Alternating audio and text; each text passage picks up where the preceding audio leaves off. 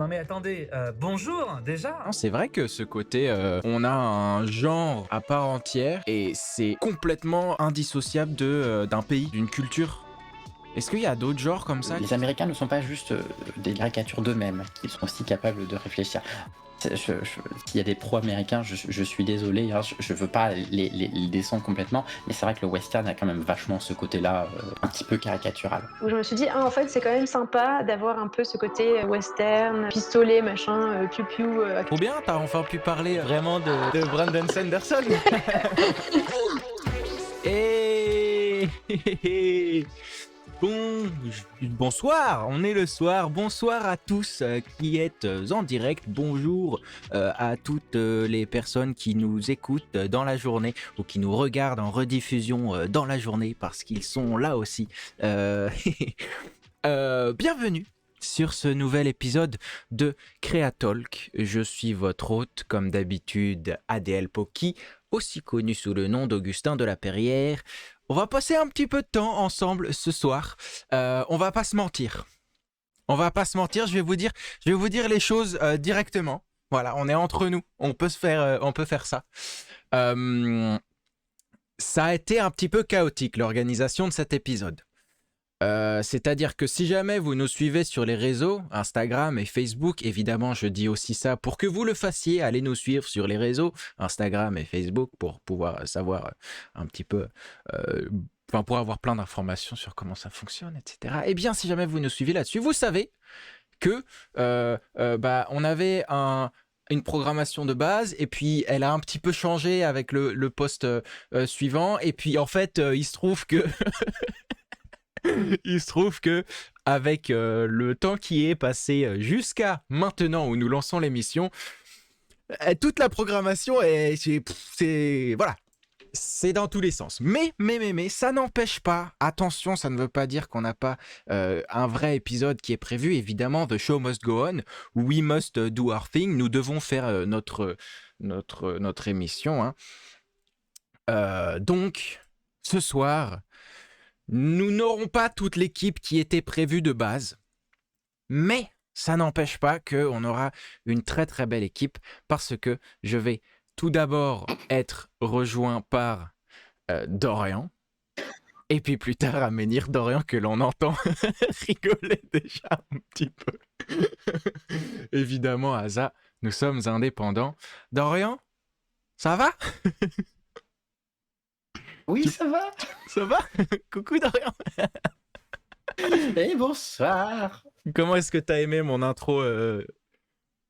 Ah, je la trouve on point. C'est à l'image de tout cet épisode.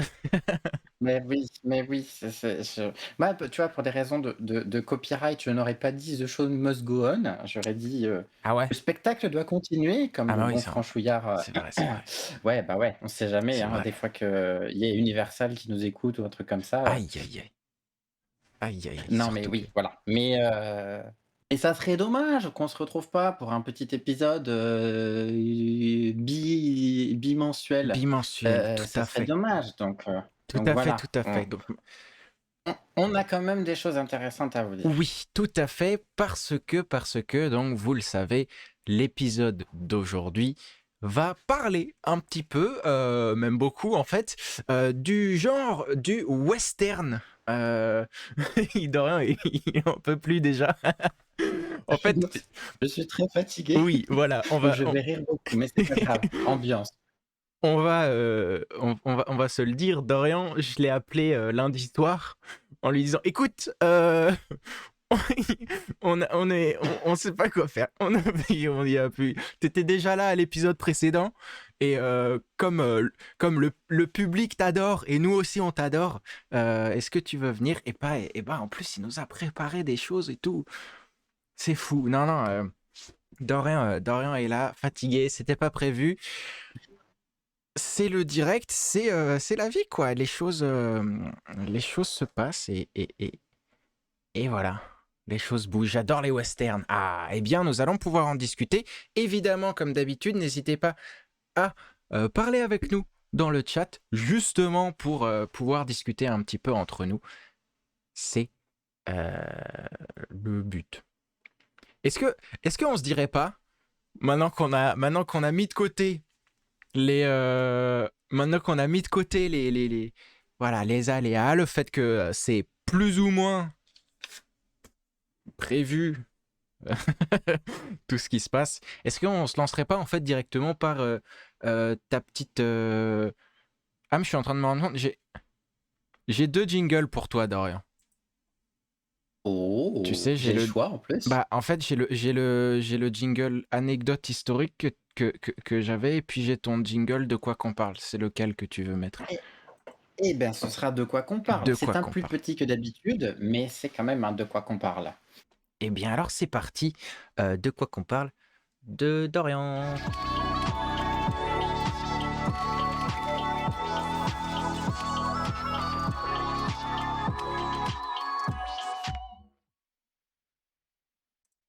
Et en effet, de retour, déjà depuis 15 jours pour un nouvel épisode de quoi qu'on parle, qui n'était pas prévu, donc qui ne sera pas sur la suite de mon cycle sur les éléments ou ce genre de choses.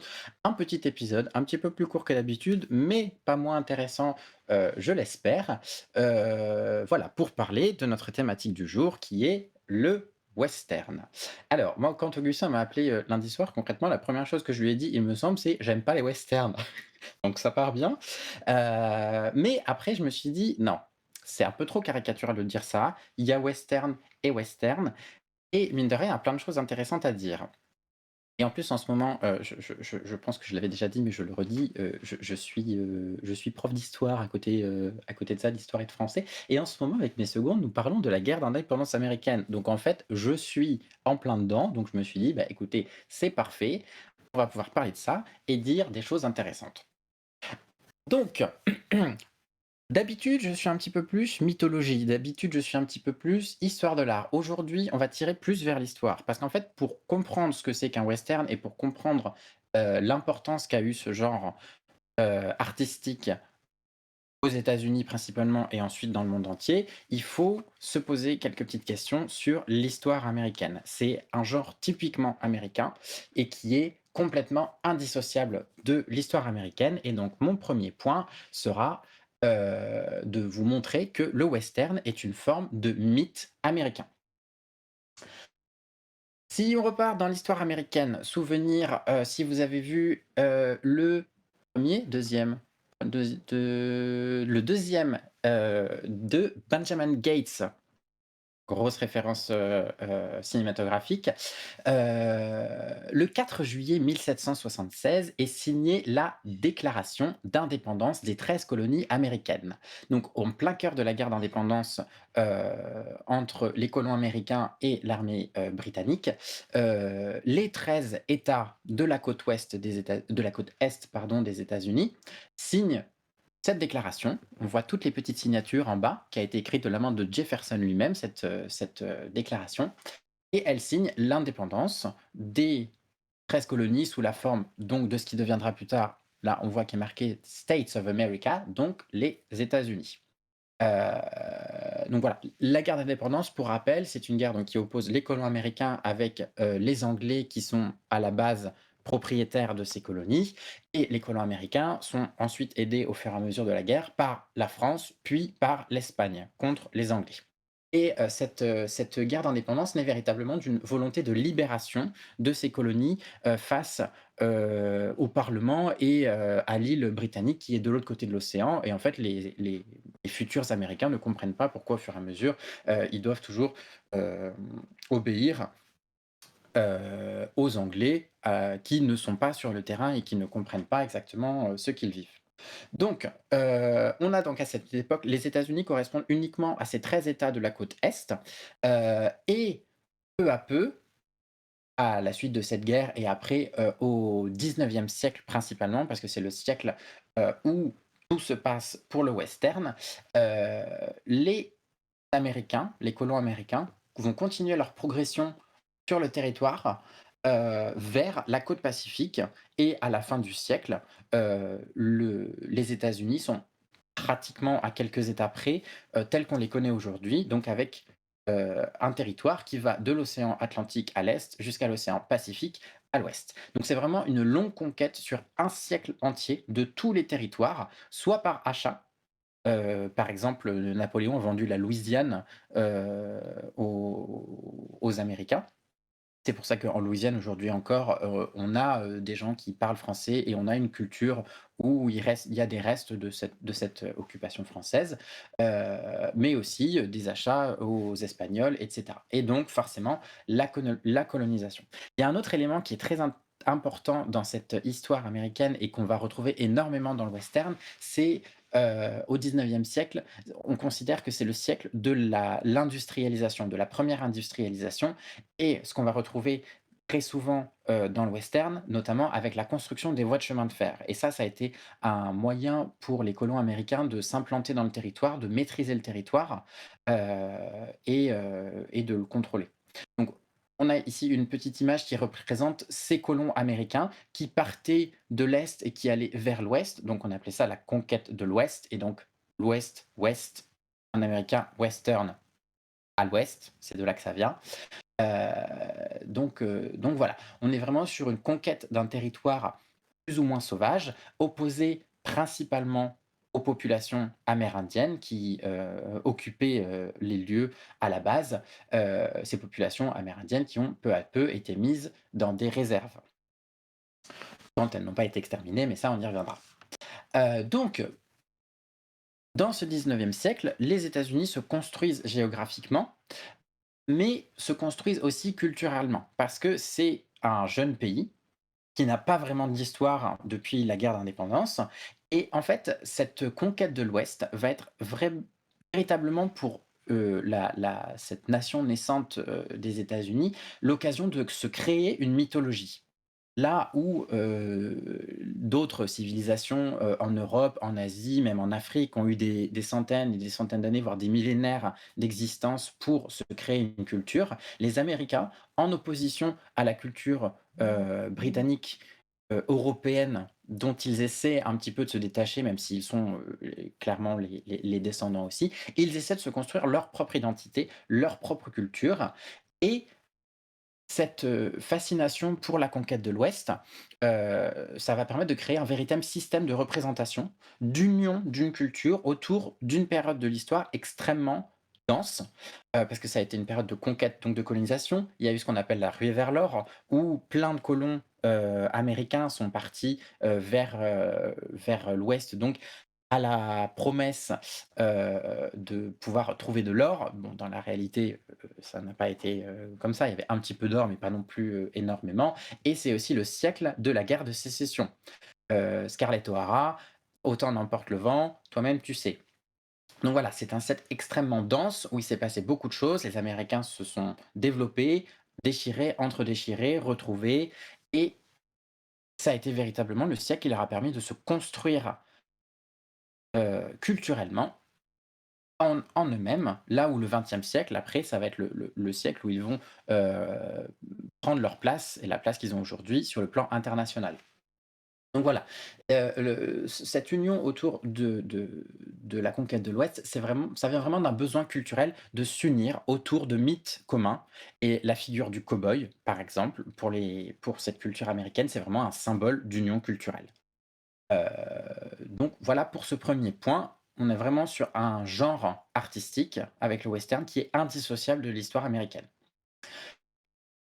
Le western fonctionne donc sur ce principe d'exaltation de l'esprit de conquête américain à l'origine. Et on va voir que le temps passant, les choses vont changer. Et ce sera l'objet de mon second point, donc, que j'ai décidé d'appeler le crépuscule du manichéisme. Vous allez comprendre pourquoi. Western, à la base, on est sur une structure narrative très, très simple. Il y a des gentils d'un côté, les gentils colons américains, le gentil shérif qui fait respecter la loi, le mythe du self-made man qui va tenter sa chance pour trouver de l'or à l'ouest. Donc voilà, on a ces gentils d'un côté, et de l'autre côté, on a des méchants qui sont généralement des bandits ou des Indiens, pratiquement à chaque fois. Donc, une structure très simple, manichéenne, donc avec les gentils d'un côté, les méchants de l'autre, Mais en même temps, on joue sur une iconographie, une représentation visuelle assez exotique, où on va avoir des terres arides, on va avoir des déserts, on va avoir des grandes plaines qui aujourd'hui sont le quotidien de beaucoup d'Américains, mais c'est pas le cas dans tous les États et notamment dans les États d'origine de la côte, est. Donc voilà, on a vraiment cette image de l'homme américain, blanc, se construisant dans la conquête d'un territoire, et dans la conquête aussi d'une nature plus vaste et plus puissante que lui. Et cette importance de la nature dans les westerns, elle est vraiment capitale. C'est presque un personnage à part entière de chaque western. Ces, immenses territoires dans lesquels à la fois, trouver sa chance et à la fois trouver, sa perte.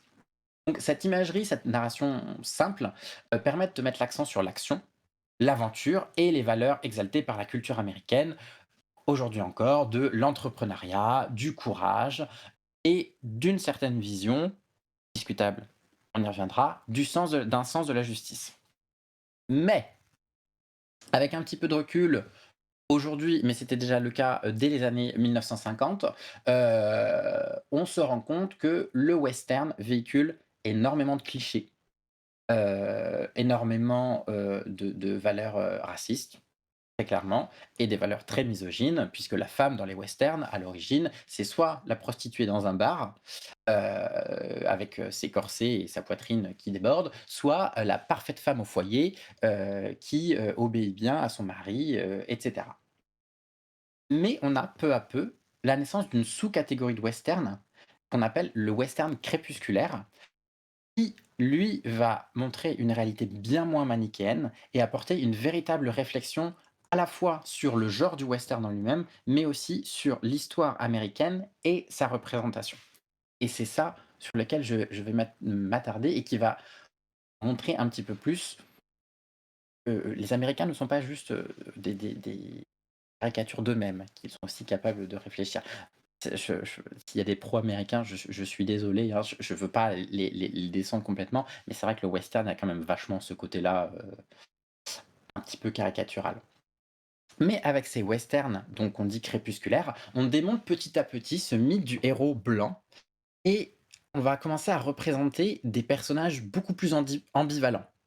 Et donc réaliste d'une certaine manière. Là où avant on avait vraiment des figures mythologiques du héros, pratiquement sans défaut, on va se retrouver de plus en plus avec des personnages, avec des failles, avec des conflits intérieurs et on va les suivre à travers, ces conflits et même certains aspects aussi, sombres de cette mythologie vont apparaître, donc le racisme comme j'en parlais, mais aussi beaucoup la cruauté et la violence qui sont des éléments très importants dans le western, de plus en plus. Si on prend par exemple, un western très récent, Les 8 salopards, c'est vraiment de Quentin Tarantino, donc un exemple de l'exacerbation de cette violence dans le western. Donc voilà, c'est parce qu'en fait la réalité des choses, c'est que c'est une période de l'histoire, ce 19e siècle qui est exalté par le western, qui est marqué notamment par le génocide des populations amérindiennes et aujourd'hui encore, donc presque 150 ans plus tard, 200 ans plus tard, sont toujours très mal intégrés et très mal considérés dans la plupart des États américains.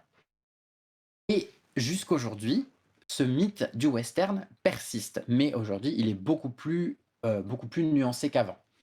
Pour ne citer qu'un exemple relativement récent, en 2021 est sorti le film The Power of the Dog, avec l'accent, c'est encore mieux, réalisé par Jane Campion, donc réalisatrice, néo-zélandaise, je crois, oui, c'est ça. Avec dans le rôle principal, donc on voit sur l'affiche, Benedict Cumberbatch. Donc c'est clairement un western qui va suivre, les règles du western, où on va avoir l'opposition avec, une famille, des bandits. On va avoir, cette nature qui est toujours omniprésente, qui est extrêmement bien filmée par, Jane Campion et je pense que c'est une des raisons pour laquelle elle a eu l'Oscar de la meilleure réalisatrice pour ce film. Mais on n'est pas dans le mythe, du, héros, cow-boy, de western. On est vraiment sur un film qui va traiter des questions relatives à la toxicité, on peut le dire clairement, des représentations masculines du cow-boy, par exemple. Donc voilà, on a vraiment ce western, notamment dans sa sous-catégorie du western crépusculaire, qui est devenu véritablement un genre à part entière, autant dans le cinéma que dans la littérature, même si c'est moins connu, que dans l'animation, on a tous vu des épisodes de Lucky Luke, que dans la BD, je pense à Yakari, où là, on va se placer exceptionnellement du côté des Indiens, mais on est dans cette même période, dans ces mêmes questionnements d'une certaine manière. Et donc, ce genre du western va interroger l'humanité dans ce qu'elle a de plus sauvage, de plus violent, avec une question principale: que peut faire l'homme face à l'immensité de la plaine, face à l'immensité du désert? Comment survivre et conquérir un territoire hostile, le regard fixé vers le crépuscule, vers l'ouest, donc. Et en fait, ce genre va vraiment interroger des réalités profondes, une recherche existentialiste de sens face à la cruauté, face à la violence, la construction ou la destruction de soi dans certains cas, face à l'adversité. Et et en fait, c'est quelque chose qui est toujours très présent dans la pensée américaine, c'est cette idée de conquête, à l'époque coloniale, aujourd'hui culturelle beaucoup plus, donc de conquête d'un monde inconnu, d'un monde hostile, avec cette idée de toujours progresser. Ça, c'est vraiment quelque chose qui est assez cher aux Américains et qui est assez paradoxal parce que la plupart d'entre eux sont quand même assez conservateurs. Donc cette idée de progrès constant, à quel prix? Si on se place du point de vue des populations amérindiennes, ça a été assez compliqué. Donc voilà, cette idée de progresser afin de s'affirmer, afin d'exister, afin de se construire cette culture face à des puissances européennes ou asiatiques multiséculaires. Ça, c'est ce que je disais tout à l'heure. Donc le western apparaît vraiment comme un point d'équilibre entre divertissement pur et un profond questionnement existentialiste sur la place de chacun face à l'immense, face à face à l'histoire, face à la découverte. Et c'est là, en fait, on touche quelque chose que je trouve le plus intéressant et le plus sensible presque, dans ce genre du western. C'est cette image, persistante qu'on va retrouver très souvent et que du coup, que vraiment je trouve très belle, celle qu'on retrouve à la fin de tous les Lucky Luke. Cette image, du cavalier, solitaire, de l'homme seul face au crépuscule, donc cette figure solitaire, mélancolique presque, on peut le dire, mais qui est dans une quête perpétuelle de découverte de soi, du monde, peut-être une quête d'absolu, la quête d'un Eldorado réel avec la ruée vers l'or ou philosophique d'une certaine manière. Et en fait, c'est quelque chose qui peut parler à tout créateur d'une certaine manière. C'est cette représentation de la certitude, de l'espoir qui est ancré en l'homme, un avenir meilleur est à portée, en l'occurrence de Sabot, pour qui ose s'élancer dans les plaines vastes, tantôt brûlantes et tantôt glaciales de l'inconnu. Et ce Waouh. sera ma conclusion. C'est Lucky Luke. C'est Lucky Luke. I'm a poor lonesome cowboy. Ouais. Trop bien. Comme d'habitude. Alors attendez, j'ai juste un. Ok, c'est bon. Bah, comme d'habitude, super cool de pouvoir remettre en contexte avec tes chroniques. Dorian, c'est vrai que ce côté, on a un genre à part entière, parce que le genre western est Mm. un genre, comme on pourrait dire, genre science-fiction, par exemple. Et Oui. c'est complètement indissociable d'un pays, Ouais. d'une culture. Est-ce qu'il y a d'autres genres comme ça qui se... Là, tu vois, tu me dis ça, j'y avais pas pensé, mais le premier qui me vient et le seul, je dirais, c'est le film d'art martial, Ouais, dans les pays asiatiques, qui est une représentation, une exaltation, heu, assez kitsch par certains aspects, oui. assez ancrée dans une culture bien particulière. Donc dans les pays asiatiques, la Chine, et peut-être certains de ses voisins, mais principalement la Chine, il me semble, Oui, quand beaucoup. même. Mais le Japon Donc aussi, tous les... Bah justement, on en oui, parlait juste oui, avant les de films de commencer. samouraï, Ouais, voilà. ouais. Bah tu vois, en t'écoutant parler, Les je me 2 suis qui me aussi viennent posé là. la question. Et je me suis dit, ah bah ouais, il y a ça. Après, quel autre genre? Parce que bah, c'est vrai qu'un Après on va genre, avoir c'est les films, énorme. oui, on va avoir les films de guerre où on va parler qui parlent de la Première Guerre mondiale Mm. éventuellement, mais c'est moins rattaché à une culture en particulier qu'un événement dans l'histoire. Donc c'est Ouais, pas exactement la même chose. Là, c'est plus un événement qui transcende, les pays, vu que ça a été une guerre mondiale et du coup, où on va avoir différentes perspectives sur un même événement. Heu, Dans le cas du western, à mon sens et dans le cadre donc du film, puisque c'est pas le film de kung-fu, comment on appelle ça? Le film d'arts martiaux, Tigre et Dragon, Ang Lee, ouais, ouais, ouais. Les Jet tout ça. Li et Ouais, Bruce voilà. Lee, ouais, Ça, ouais. ça me paraît d'être un petit peu un équivalent, indissociable à la culture, chinoise, en l'occurrence. Oui, ouais, ouais, ouais, complètement. Après, je Hem, pense que si on va du côté de Bollywood, tout ça, qui est un cinéma que je ne connais pas du c'est tout, vrai, il doit y avoir faudrait des que choses j'arrive à comme me ça. pencher là-dessus. Ouais, ouais, ouais. Un épisode spécial sur Bollywood. Oh là là, il faudrait que je fasse beaucoup de recherches pour qu'on puisse, Ouais. se faire ça, mais c'est vrai, pourquoi pas, je propose de faire des vidéos projections de films, de Bollywood, on fait ça à plusieurs, Non, hop. moi, je veux voir juste les passages dansés.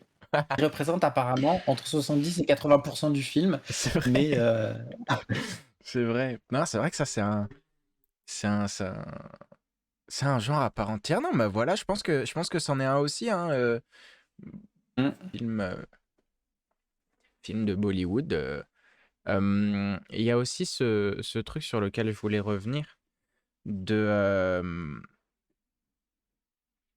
parce que le cinéma du western a eu plusieurs phases, on ouais. va dire. Comme tu as dit, donc il y a cette nouvelle qui est franchement très, très intéressante, tu as parlé de Power of the Dog. C'est vrai qu'il y a aussi, les Sister Brothers, c'est comme ça qu'ils s'appellent aussi? Oui, les, Brother Sisters Brother Sisters, de j'ai perdu le nom du Rudyard. réalisateur. Oui, Jacques. Ouais. Hem, Ouais. qui Était pas mal du tout, franchement. Ouais, ouais, ouais, un peu moins, enfin, c'est vrai que Power of the Dog, il rentre vraiment, vraiment dans l'intérieur de la tête du personnage et comment est-ce qu'il le montre. Et toi, tu te le prends comme ça, t'es en mode waouh, chaud quand Mmh. même. Un peu Jusqu'à plus. l'incompréhension, il faut le dire quand même, parce que c'est un film qui est pas hyper facile d'accès, Ouais, heu et mais oui, mais il m'avait pas mal plu, donc c'est pour ça que ouais, j'ai ouais, quand ouais, même c'est vrai. voulu Il y en a un, parler. il y a un petit documentaire sur, enfin, un petit making of sur Netflix, Ah d'accord. ouais, où elle montre. C'est Jane Campion qui explique pas mal de Mmh. trucs dessus et tu vois comment Benedict Cumberbatch justement a bossé ce personnage qui est quand même, bon, c'est un maître, ce monsieur, cet acteur est exceptionnel, mais c'est vrai que quand tu le vois discuter et parler de cet être assez repoussant, c'est quelque chose. C'est quelque chose. Ouais. Donc ouais, si jamais tu l'as pas vu, je pense que ça pourrait beaucoup t'intéresser. Hem, est-ce que Parce que du coup, t'as commencé par dire que t'étais pas très western. Moi, c'est vrai, je me suis demandé, j'en ai pas vu énormément, mais t'as vu des grands, genre les grands films de western. J'ai dû en voir quand Ouais, j'étais petit, qui passaient à la télé, j'ai dû en voir, qui ne m'ont pas particulièrement marqué. J'ai forcément vu des scènes, ouais, voilà. Il y en a un dont je me souviens, que j'ai vu quand même il y a assez longtemps, mais qui m'avait, quand il est sorti, je crois à peu près, qui a un remake, d'un grand classique, c'est True Grit ouais, et j'ai pas vu l'original, j'ai vu le ok. deuxième qui était vraiment pas mal, mais non, sinon j'ai pas vu, les Hmm, classiques. J'ai vu aucun western spaghetti, par exemple, dont je n'ai pas parlé, mais qui est, aussi une catégorie de western. Mais j'ai été visiter quand même, l'année bon, dernière pendant mes vacances, au nord de l'Espagne, les Bardenas et si vous ne connaissez pas ce désert des Bardenas, en fait, c'est un endroit, dans le nord de l'Espagne donc, qui ressemble au Far West américain et dans lequel il y a énormément de westerns qui ont été tournés, donc notamment des westerns spaghetti, donc qui étaient principalement des productions italiennes, et du coup qui étaient tournés là pour des raisons financières. Parce que c'était plus facile de faire un tournage Voilà, exactement, les Bardenas Reales, même si mes souvenirs sont bons, c'est ça. Heu, donc voilà, ça c'est dans le nord de l'Espagne, pas très loin entre Pampelune et Saragosse et donc voilà, il y a plein de westerns qui ont été tournés là-bas pour des raisons financières, que c'est plus pratique d'aller là que d'aller, au fin fond, des États-Unis. Mmh. Bah, c'est vrai, il y a parce que donc il y a eu toute une époque, western, où justement, gentil, méchant, ruée vers l'or, où c'est le cow-boy qui vient dans le petit village et qui sauve tout le monde. Je pense Mmh. à pas mal de bah, nous on avait un coffre, de tous les John Wayne, je crois, Mmh. où bah, c'était beaucoup ça. On avait essayé de s'en faire, un petit marathon, puis très vite, on s'est rendu compte que c'était quand même souvent la Mmh. même chose. Hem, Puis c'est pas forcément des films qui ont hyper bien vieilli. non, non plus. Pendant très longtemps, on nous a montré, à la télé, qui repassait tout le temps et tout le temps, je crois que c'était le dimanche soir, les épisodes de Zorro, Mmh. la vieille version, Oui, donc qui déjà n'avait pas très bien vieilli. On est quand même sur une forme de western ouais, c'est vrai, ce Zorro-là, je pense, mais c'est vrai que tout ça à fait. ça Bah, je pense que ça fait toujours plaisir à voir. Il y a ce côté, voilà, c'est ça, un c'est peu ça. bah, ça c'est un héros, quoi. Il vient, il marque son petit, Oui. il laisse sa marque et puis il sauve tout le monde. Les Marvel, c'est un peu, d'une certaine manière, Ah oui, enfin, en tout cas, les Marvel, les westerns, c'est un peu les Marvel des anciens temps, oui, oui, oui. on va dire. C'est, on va le voir et puis on est content et puis ou pas. Et les gentils, Mmh. le gentil, parce que le gentil, c'est toujours un homme blanc américain, gagne toujours. Bon, par contre, si on se place du point de vue, des Indiens ou Ouais, éventuellement des ouais, Espagnols ou quoi, ouais. ça C'est se finit rarement c'est là bien, où sauf dans les Spirit. Il faut voir Spirit, le ah dessin ouais! animé, Moi, je l'ai jamais vu parce ça que se je finit crois que pas le pour tout le le monde. DVD, il buggait ou un truc comme ça. J'ai jamais pu le Ah, finir. Ouais, je l'ai revu il y a pas longtemps, je l'avais vu peut-être il y a 20 ans, ouais. donc je n'en avais aucun souvenir, mis à part que ça parlait de cheval. Heu, il est vraiment pas mal, hein. Il est vraiment pas mal. Ouais, ouais, ouais. Ouais, il faut que je le voie. Je suis en train de relire Les Trois Mousquetaires et je me suis dit que c'est les westerns français. Tout à fait, Ah tout oui, à les fait, tout à KPDP, oui, fait. Ouais, oui, oui, ouais, oui, les oui, films je de pense qu'on y KPDP, est, qui est un genre qui, je pense qu'on le y est pas mal. cinéma français, est en train de se remettre dedans, là. Toutes les productions qui arrivent, Ouais. là, il y a eu quoi? J'ai cru que c'était le même film au début, parce que donc je sais qu'il y a 2 films, des Trois Mousquetaires qui sortent cette année, puis après il y a une affiche qui est sortie pour le Comte de Monte-Cristo. Bon, pas tout à fait la même Mmh chose, mais mh. en termes de l'affiche, c'était le même design. J'étais en mode: «Bah, Ouais. on fait que ça maintenant, OK». Moi, je demande à voir. Je Ouais, suis bah, circonspect. il y a eu une avant-première, du 1er, film, de la première partie du film, des Trois Mousquetaires. A priori, les gens qui l'ont vu, mes amis qui l'ont vu à Bordeaux ont bien aimé. Heu, voilà, un peu nos westerns à nous. Mmh. Hem, Il y a un nom qu'on est obligé de citer tant que j'y pense en parlant du western. Alors nos amis chroniqueurs de musique ne sont pas là, mais je pense que c'est oui, quand même important de leur faire une petite dédicace. C'est quand même le compositeur Ennio Morricone, ouais. même si je ne suis pas un grand fan de western classique, dirons-nous, heu, Ennio Morricone, il a quand même fait parmi les plus belles BO, Ouais. qui soient et ça, Ecstasy on of peut pas faire un Gold. épisode de western sans le sans Non, tout à fait. le sans le Bah, c'est citer. ça, tu as eu les un peu western, basiques, les plus anciens, Ruée vers l'or, tout ça, les Sauveurs. Puis après, il y a eu donc les western spaghetti qui sont arrivés un petit peu plus après, où on a eu, des anti-héros qui sont arrivés, qui sont devenus, bah, les cow-boys, qu'on avait l'habitude de voir, mais en même temps, ils commençaient à avoir un petit peu des défauts dans Mmh. leur personnalité, des trucs, qui étaient pas forcément, mais pas jusqu'à c'est vrai qu'en fait, là, j'ai l'impression, on va plus ça va, plus on va dans le profond de l'humain et à voir qu'en fait, bah, tout n'est pas blanc et noir et même avec le comment ça s'appelle? Même avec bah, le genre du western, on va enlever le Ça blanc ça ça noir. Ça fait quand même un petit moment parce que, les films de Clint Eastwood notamment, il a fait pas mal de westerns qui C'est sont vrai. tous catégorisés pratiquement comme des westerns crépusculaires. Clint Eastwood, ses films, c'est jamais manichéen, Non, c'est toujours compliqué c'est vrai. et ceux-là, je pense, Impitoyable, il me semble que c'est lui. Enfin voilà, c'est des films, où quand même, on se creuse la cervelle. C'est pas juste du divertissement. Oui. Oui, oui, oui, non, c'est sûr. C'est vrai qu'on on met pas mal,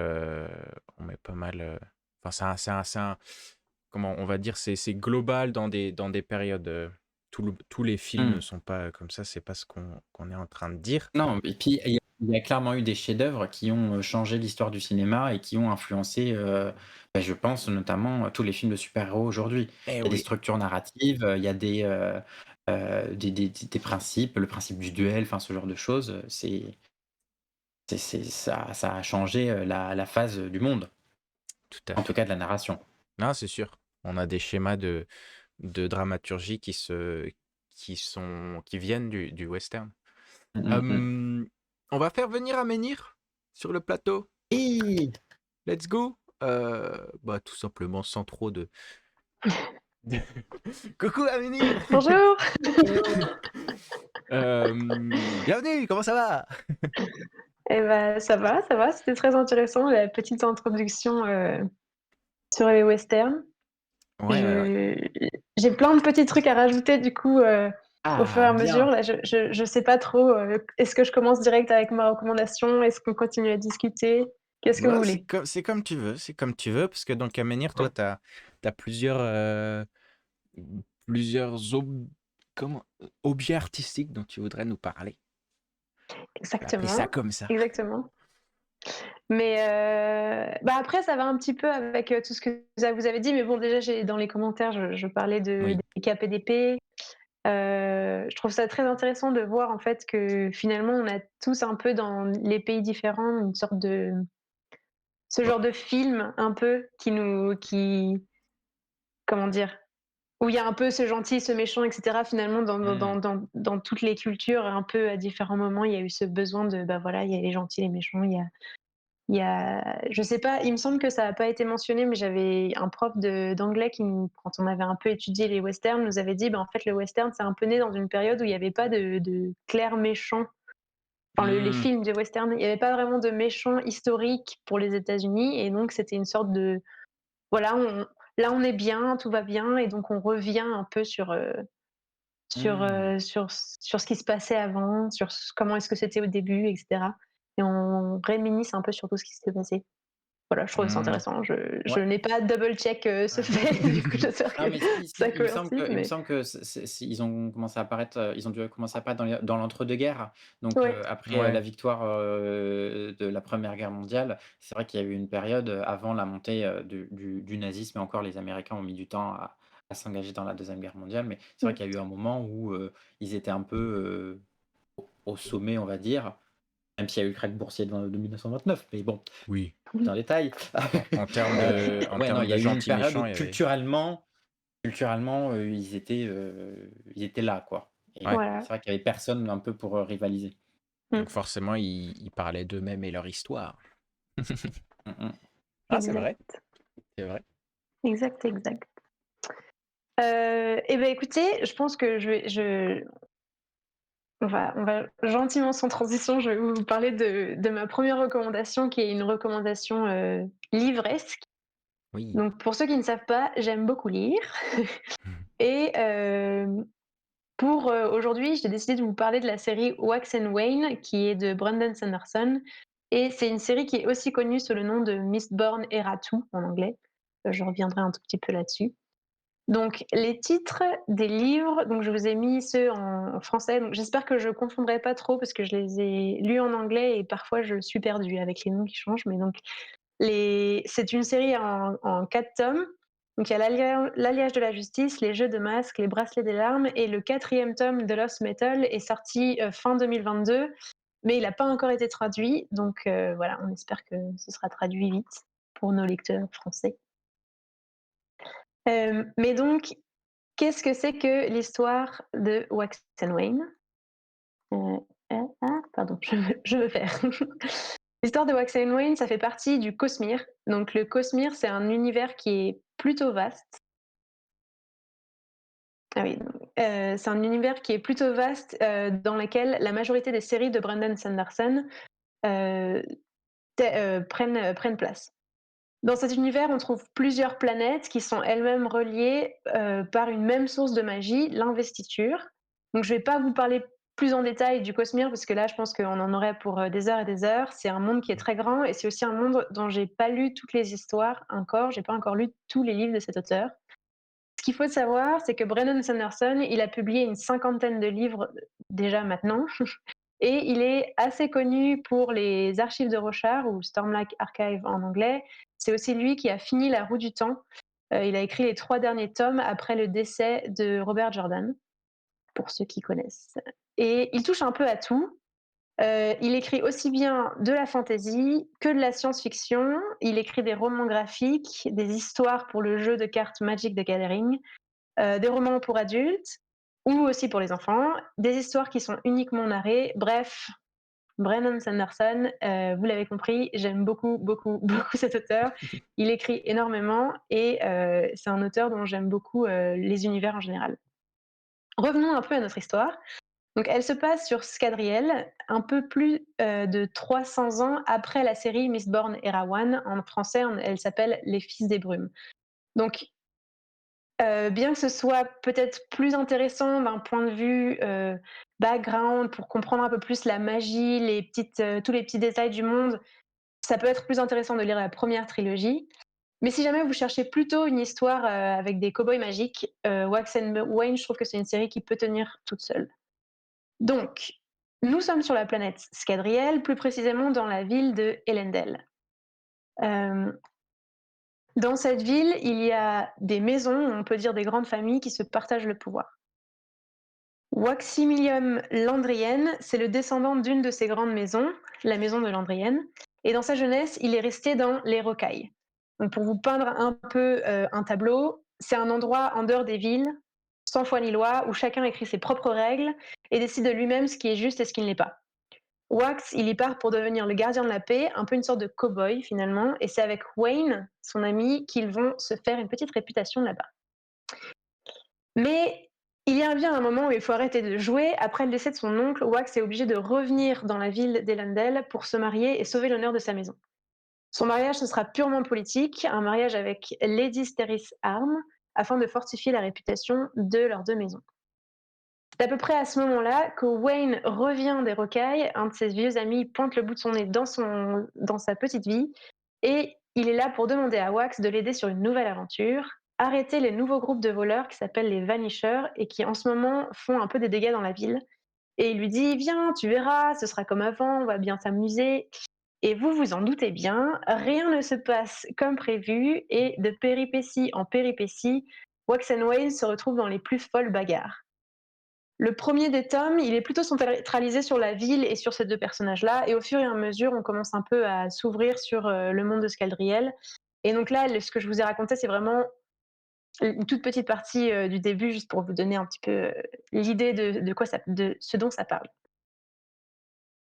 Hem, Pourquoi est-ce que j'ai décidé de parler de ce livre ce soir? Alors déjà, pour un lien qui est assez clair avec les westerns, notamment dans l'ambiance, dans la façon dont les personnages s'habillent, c'est très, surtout dans la partie plutôt des rocailles, c'est très, grand manteau, des pistolets, c'est très chacun un peu pour soi, il y a ce côté très western. Hem Et en fait, finalement, les rocailles, donc là où les personnages sont au tout début du livre, c'est quelque chose qui ressemble énormément au Far West, à ce côté, grande plaine et cetera, où il n'y a rien, juste, des gens qui décident en dehors des villes de s'implanter et de faire, ce qu'ils veulent, en fait. En dehors de ces aspects plutôt visuels et esthétiques typiques western, on retrouve aussi certaines similarités dans les thèmes qui ont été abordés, donc ça va un petit peu résonner avec, ce que Dorian a dit. Il y a ce côté d'abord de la découverte d'un nouveau monde. Hem Quand ils partent dans les rocailles, ils essayent de voir ce qui s'y passe et une envie d'aller plus loin, de découvrir le monde, d'aller au-delà des villes, de s'y perdre, d'imposer ses propres lois. Et puis il y a aussi un deuxième thème qui est le thème du devoir. Le cow-boy, c'est celui qui protège, bon déjà ses vaches parce que cow-boy, mais aussi tous les autres, les gens qui sont autour de lui. Et c'est ce que font Wax and Wayne quand ils sont du coup quand ils s'autoproclament gardiens de la paix dans les rocailles, mais aussi lorsque Wax choisit de revenir à Ellendale pour s'y marier, il choisit en fait, le devoir au-dessus de son envie de continuer à rester dans les rocailles. Je trouve que les personnages qui, au départ, peuvent sembler un peu simples, c'est vrai que Wax, bon, je l'ai très vite décrit, mais c'est un peu l'homme droit, sérieux, qui est là, qui va tout faire pour son devoir, et cetera. C'est un peu l'opposé de Wayne, qui est un peu le fou qui arrive et qui dit: «Viens, ça va bien se passer, on va faire des petites, histoires rigolotes, ça va être chouette», et cetera. Mais malgré ce côté un peu simple, c'est une histoire qui est très fun, les personnages sont très intéressants. Il y a aussi 2 personnages féminins, donc Steris, la femme de Wax et il me semble qu'elle s'appelle Maris, qui est sa cousine et tous les 4 ils forment un quatuor qui est vraiment sympa à lire. Mais pour moi, la partie la plus intéressante de ce livre et de l'univers de Brandon Sanderson en général, c'est le système de magie. Donc je vais essayer de pas trop divulgacher parce que, ça risque si je vous donne trop de détails, ça risque de donner un peu trop de spoilers pour, déjà rien que la série Wax and Wayne, mais surtout la série d'avant. Donc comme je vous disais, la série d'avant, donc Mistborn, Office des Brumes, c'est vraiment là où le système de magie s'implante. Il est quand même expliqué, hein, si jamais ça vous embête de lire vraiment sur un truc seulement fantasy et que c'est le côté western qui vous intéresse, c'est très bien expliqué dans la série Wax and Wayne aussi. Mais juste pour vous donner un petit goût des choses, la première, donc il y a 2 types de pouvoirs magiques qui sont, à Ascadriel. Le premier, c'est l'allomancie, ça constitue à consommer et à brûler des métaux et à partir de là, on peut tirer des caractéristiques particulières. Par exemple, on a Wax qui peut consommer de l'acier et pousser les métaux qui sont autour de lui et c'est vachement pratique quand on est un cow-boy parce que ça veut dire qu'il peut diriger et donner plus de puissance aux balles qu'il tire avec ses pistolets. Et ensuite, on a la ferrochimie. La ferrochimie, ça consiste à emmagasiner certains attributs dans des métaux. Donc, par exemple, pour Wayne, il peut emmagasiner de la santé dans des bracelets en or. Et bon, c'est vraiment très petit, mais ça, c'est une des chartes qu'il y a dans les livres. Vous pouvez voir que chaque métaux, en fait, a un pouvoir différent et qu'ils se correspondent un peu entre. Il y a toujours un qui tire, un qui pousse. Donc, ça permet pour certaines personnes. Donc, là, par exemple, l'image qui est, je ne sais pas de quel côté, enfin bref, l'image au milieu. En fait, il y a certaines personnes qui possèdent tous les pouvoirs de l'allomancie, c'est ce qu'on appelle des Mistborn ou des fils de brume. Et ces personnes-là, comme elles peuvent tout utiliser, bah, elles peuvent par exemple voler, puisqu'elles peuvent à la fois tirer et pousser sur les métaux, bah, ça leur permet de sauter un peu entre guillemets tout le temps et ça leur permet de voler comme ce qu'on peut voir pour l'image. Donc voilà, j'irai pas plus loin aujourd'hui parce que détailler tout ce système de magie, je risque de jamais me taire. Mais si jamais, vous voulez découvrir une histoire western qui est un petit peu différente avec de la magie et des personnages rigolos, je vous conseille vraiment la série Wax and Wayne de Brandon Sanderson. Si jamais vous voulez juste tenter la plume de l'auteur, il y a son livre Warbreaker qui est gratuit sur son site. J'en profite juste pour ajouter, que l'écriture de Sanderson en anglais, elle est assez simple. C'est très facile à lire et je pense que c'est vraiment, disons que c'est une écriture sans prise de tête. Donc même si parfois on a l'impression que les systèmes de magie sont très compliqués et qu'on risque de se perdre, et cetera, c'est écrit de manière tellement claire, c'est vraiment juste toc toc, voilà ce qui se passe, et cetera.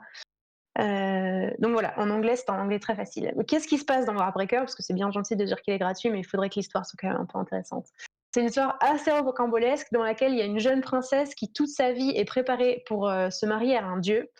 Finalement, le roi, au dernier moment, il change d'avis, il décide d'envoyer sa sœur qui n'est absolument pas prête.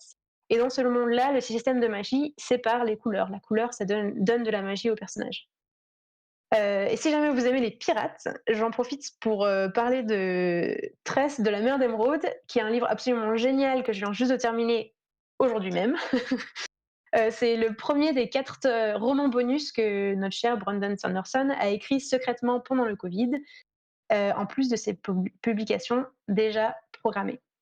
Donc voilà, je vais m'arrêter là parce que sinon, moi, je pourrais parler des heures et des heures de Brandon Sanderson, mais je pense qu'on a il y a d'autres choses sur lesquelles on peut parler aujourd'hui. Mais je trouve que ce mélange de western et de magie est très intéressant. Et en tout cas, dans ce livre, c'est que du fun quand on lit ce genre de livre. Voilà. Trop cool. Génial. C'est trop chouette de voir bah justement comment même dans la littérature, genre c'est pas un bouquin western, mais comment est-ce que cet univers-là continue à influencer et comment est-ce que ça se mélange, tu vois, ce truc de, bah, il y a différents genres qui découlent de western et qui se mélangent entre les autres et tout, c'est trop chouette. Ouais, Mmh. c'est l'iconographie aussi, je pense, qui est assez impactante et d'une certaine manière, ça m'a fait penser au steampunk. Ouais. Oui. Il y a enfin, c'est la même période, même si le steampunk, normalement, on est plus victorien, donc du côté de Londres, mais il y a quand même des, sous-catégories de steampunk qui se rapprochent vachement de l'esthétique, cow-boy. J'ai l'impression que c'est ça Mmh. qui est un petit peu dedans, donc c'est comme si le western était devenu, une source d'inspiration dans laquelle on piochait, comme on voulait, de la même manière que, la mythologie grecque, Mm, mm, mm, mm. que tout ça et c'est rigolo. Ouais, c'est vrai, Oui, c'est c'est vrai. vrai, c'est vrai. C'est vrai, c'est vrai. Euh, Trop bien, t'as enfin pu parler vraiment de Brandon Sanderson depuis le temps. Oui, il faut savoir que tous les gens autour de moi n'en peuvent plus parce que j'en parle tout le temps. Vu qu'il a 50 livres, ça veut dire que j'ai quand même alors j'ai encore beaucoup de livres à lire de lui, mais à chaque fois que je lis un livre, il y a quand même une chance sur 10 pour que ce soit un livre de lui. Donc forcément, voilà, mais je suis super contente de pouvoir en parler parce que ce gars-là est une machine et je pense que Wax and Wayne, c'est une série qui est un peu sous-cotée dans le monde, enfin dans toute sa bibliographie.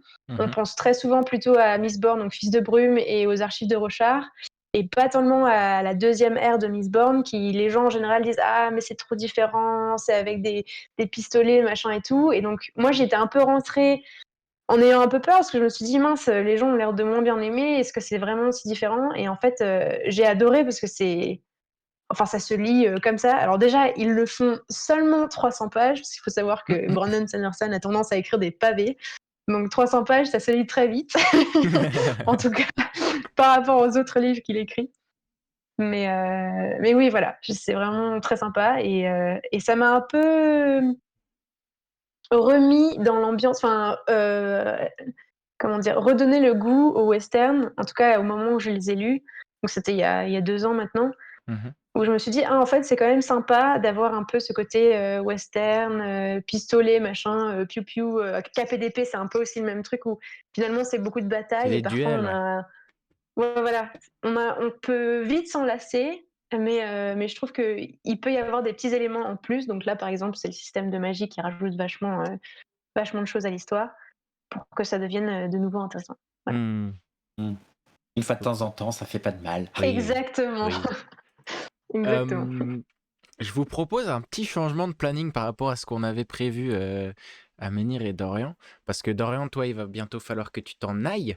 Oui, Euh, très juste. Est-ce que on ferait pas la... Parce que, bon, vous vous en doutez, cher public qui nous regardait, et qui nous écoutait, et, euh, euh, euh, vu qu'il y a eu un gros changement de programme, le jeu de ce soir n'a pas pu, enfin ne pourra pas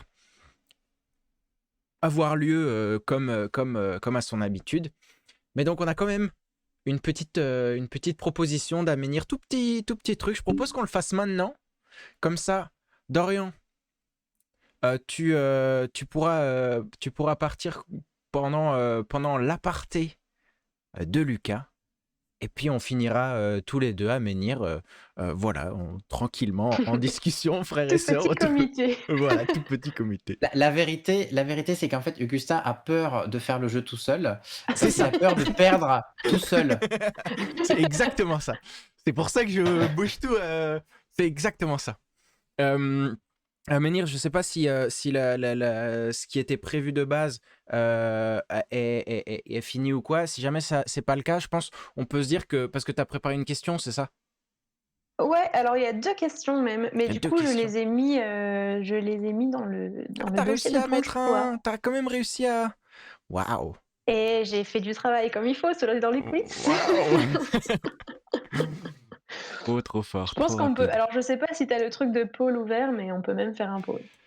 Parce Alors, qu'il Il y faut a des savoir notes. quand même pour les auditeurs que Creatalk, ça a l'air tout simple comme ça, mais on est sur 5 sites différents. Là, les deux, ils sont en appel en même temps, avec un casque, un machin qui est relié là, qui est relié là. C'est toute une industrie quand même, hein. oui, oui, oui, oui.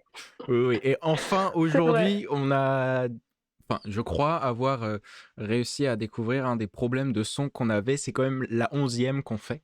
Euh, Ça, Comme quoi, Et on d'ailleurs, il s'améliore à faire une mesure. n'y a pas eu de problème technique depuis le début. Non. pour l'instant, chut. Ouais, j'avoue, On je touche sais du pas. bois. Après, disons que les soucis de programme qui sont au-delà Oui, comment dire? Enfin, disons que les dieux du programme n'étaient pas avec nous non plus. Donc, si sur voilà. cet épisode, en plus, on a des problèmes techniques, je pense que ça fait beaucoup. Disons-nous C'est ça, vrai, c'est vrai. les programmes. Voilà, allez. On a Euh, donné. je vous propose, je vous propose de faire un petit jeu La très vite question du jour. fait. Vous pouvez participer dans le chat, hein, comme d'habitude. Si jamais j'arrive à... Il va falloir que je fasse un truc avant. Bon, ça se fera.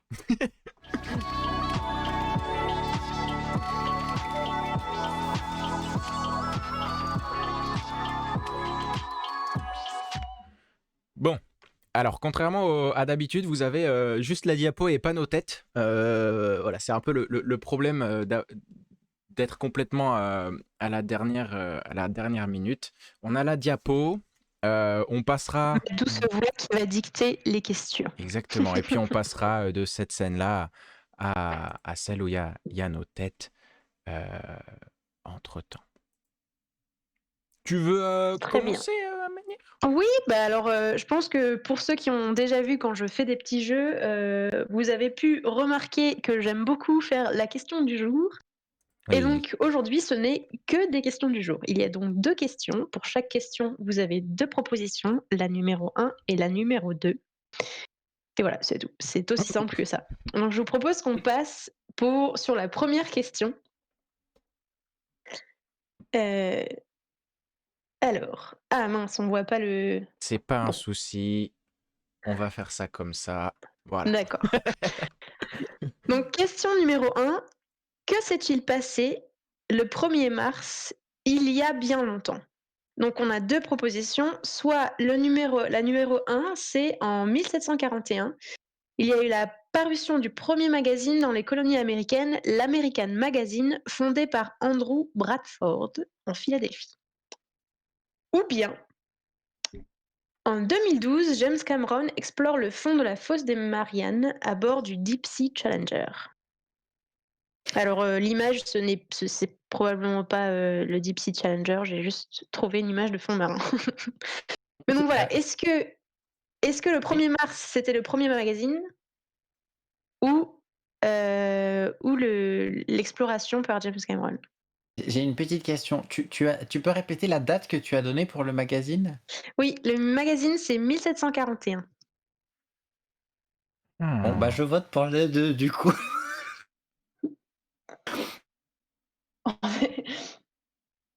Ah oui. Je vais répondre dans le chat. Oui, je crois que je vois. Alors, je pense que tous les gens présents sur le live ont voté. Est-ce que... Ah mais oui, c'est vrai, c'est moi qui dirige le diaporama. On passe à la réponse? Alors, bah, la réponse, j'ai pas fait de slide pour la Ah ok, bon réponse. bah... Mais du coup, je suis embêtée parce que du coup, vous aviez voté la 2 et Moi j'ai répondu qui a la 2. voté dans le chat? J'ai répondu la 2, on a Asa qui a répondu d'abord la 1, puis a changé pour la 2. Mmh. Euh... Voilà, qui a répondu la 2. Parce que du coup, alors, il faut savoir que mes sources, c'est Wikipédia. Ah oui, oui, bah c'est oui, on a fait un jeu très rapidement, quoi. Oui, Non, mais parce qu'en fait, le pour ces questions du Wikipédia, jour. le Wikipédia anglais, Vas-y, il est vas-y. pas mauvais, hein, C'est franchement. pas faux. Depuis le temps, ils ont eu le temps de C'est vrai, s'améliorer. c'est le Donc pour truc des de... informations de base, le Wikipédia anglais, il est très bien. Voilà. Ah, ok. Eh ben écoute, il y avait faux, donc cette question est dans le vent parce Ah, que donc, je vais vous lire, le Wikipédia du coup. oui. Ça a été fondé en juin 1906. Effectivement, je sais pas pourquoi je me suis pas dit que c'était un petit peu bizarre cette date. Heu, Oui, parce que tu avais dit 1940 par là? non, 1741. 1740. 1740. Ah oui, 1741, 1740. C'est ça n'a aucun sens. c'est Ben non, très. parce Oui. que les États-Unis n'existent même pas Mais encore, tu vois. On l'a vu avec le. Bah, du coup, je suis désolée pour cette question qui tombe à l'eau. Mais Heureusement, non, la deuxième est plus drôle. Mais on du a coup, quand même, alors, on a quand même pour bon. pour vous avez quand même bon, du coup. C'était une question piège, aucune n'est vraie. Aucune n'est vrai. James Cameron, il explore bien les fonds marins en mars, mais le 25 et pas le 1er mars. C'était ça la petite, Ah. subtilité. Mais on va dire que le premier, il était déjà en train de faire les valises, donc ça compte à moitié. Oui, Voilà, sûrement. c'est ça. La fosse des Mariannes, qui est quand même les fosses les plus profondes sur Terre. Exact, Oh, exact, mais exact. c'est semble vrai, c'est bien. vrai, c'est vrai. C'est vrai. C'est 25 km sous la surface de la Terre? Comme ça? Peut-être. Oh, alors Peut-être. là, Je sais pas. on va demander à Wikipédia. Mais c'est vrai, Cet on parlait de épisode est ça. sponsorisé par Wikipédia.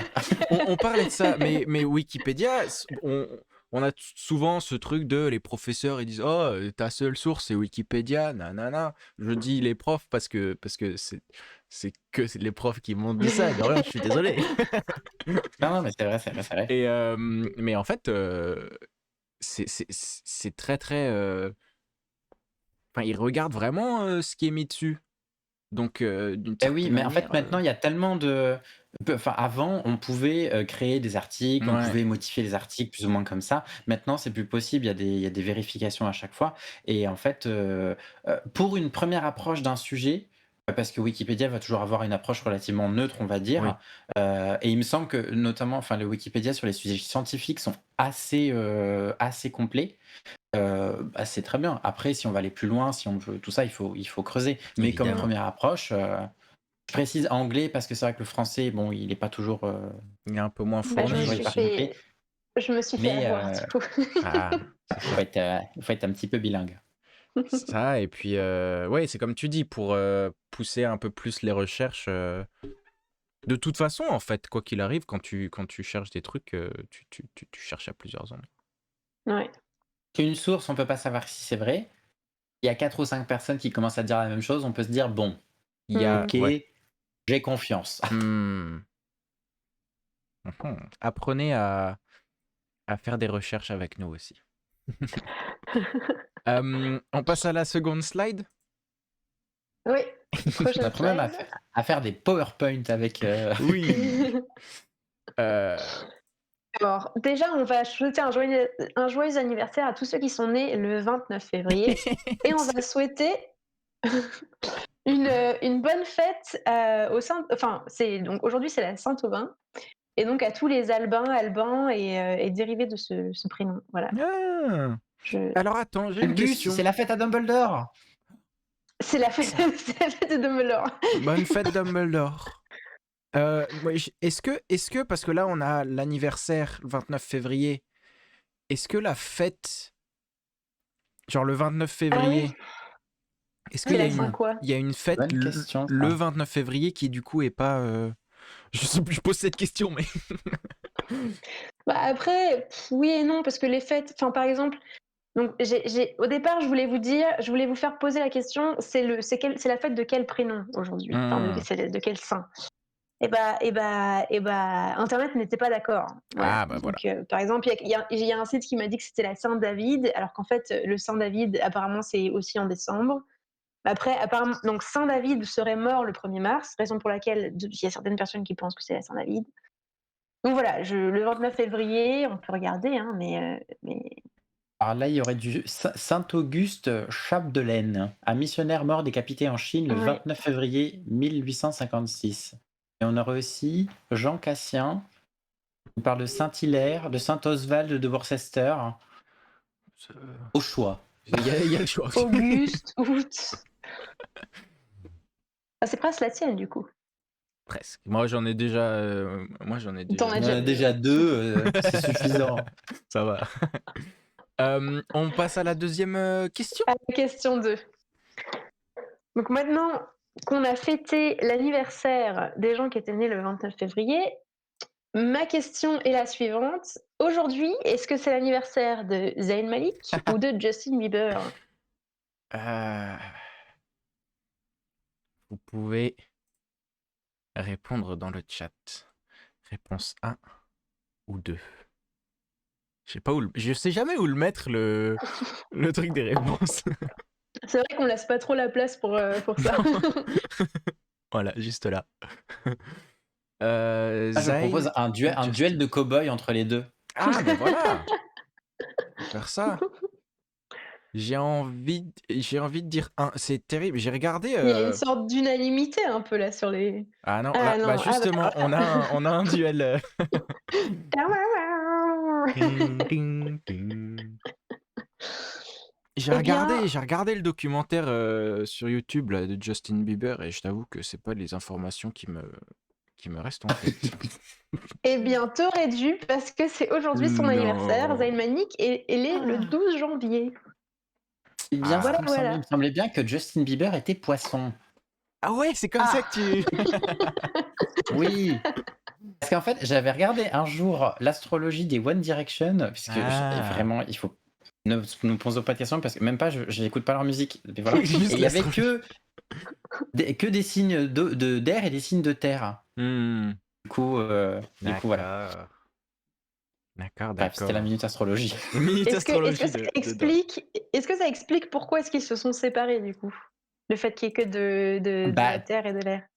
Techniquement, air et terre, c'est pas, astrologiquement parlant, c'est pas le plus fluide. C'est terre et eau d'un côté et air et feu de l'autre. D'un côté, on a les petits aériens qui aiment la liberté, le mouvement, le changement, et on a les terriens bien ancrés qui aiment bien être à la maison. Alors, c'est hyper caricatural ce que je vous dis parce que c'est beaucoup plus compliqué que ça, mais dans les grandes lignes, sur le papier, c'est ça. Hmm. Voilà. Eh bien D'accord. maintenant. Christine A, si tu nous regardes.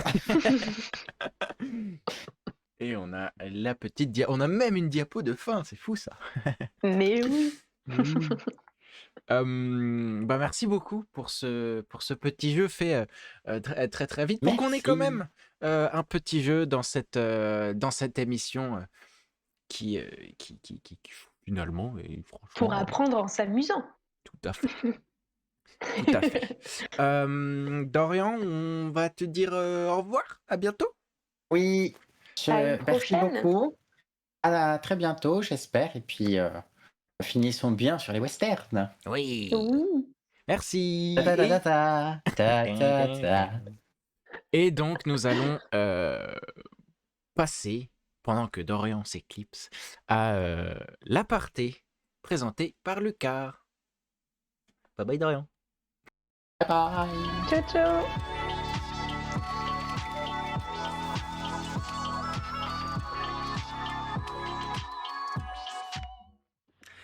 Bonjour Augustin, bonjour à tous, bonjour Twitch, me voilà encore une fois devant vous avec cette vidéo préenregistrée. Malheureusement, je suis navré de ne pas être présent et ce, pour la deuxième fois consécutive. Alors je tiens à informer les fidèles qui nous regardent, qui nous écoutent, que j'ai été convoqué à un conseil de discipline avec Augustin, évidemment, en président de séance, afin de remettre les choses au clair.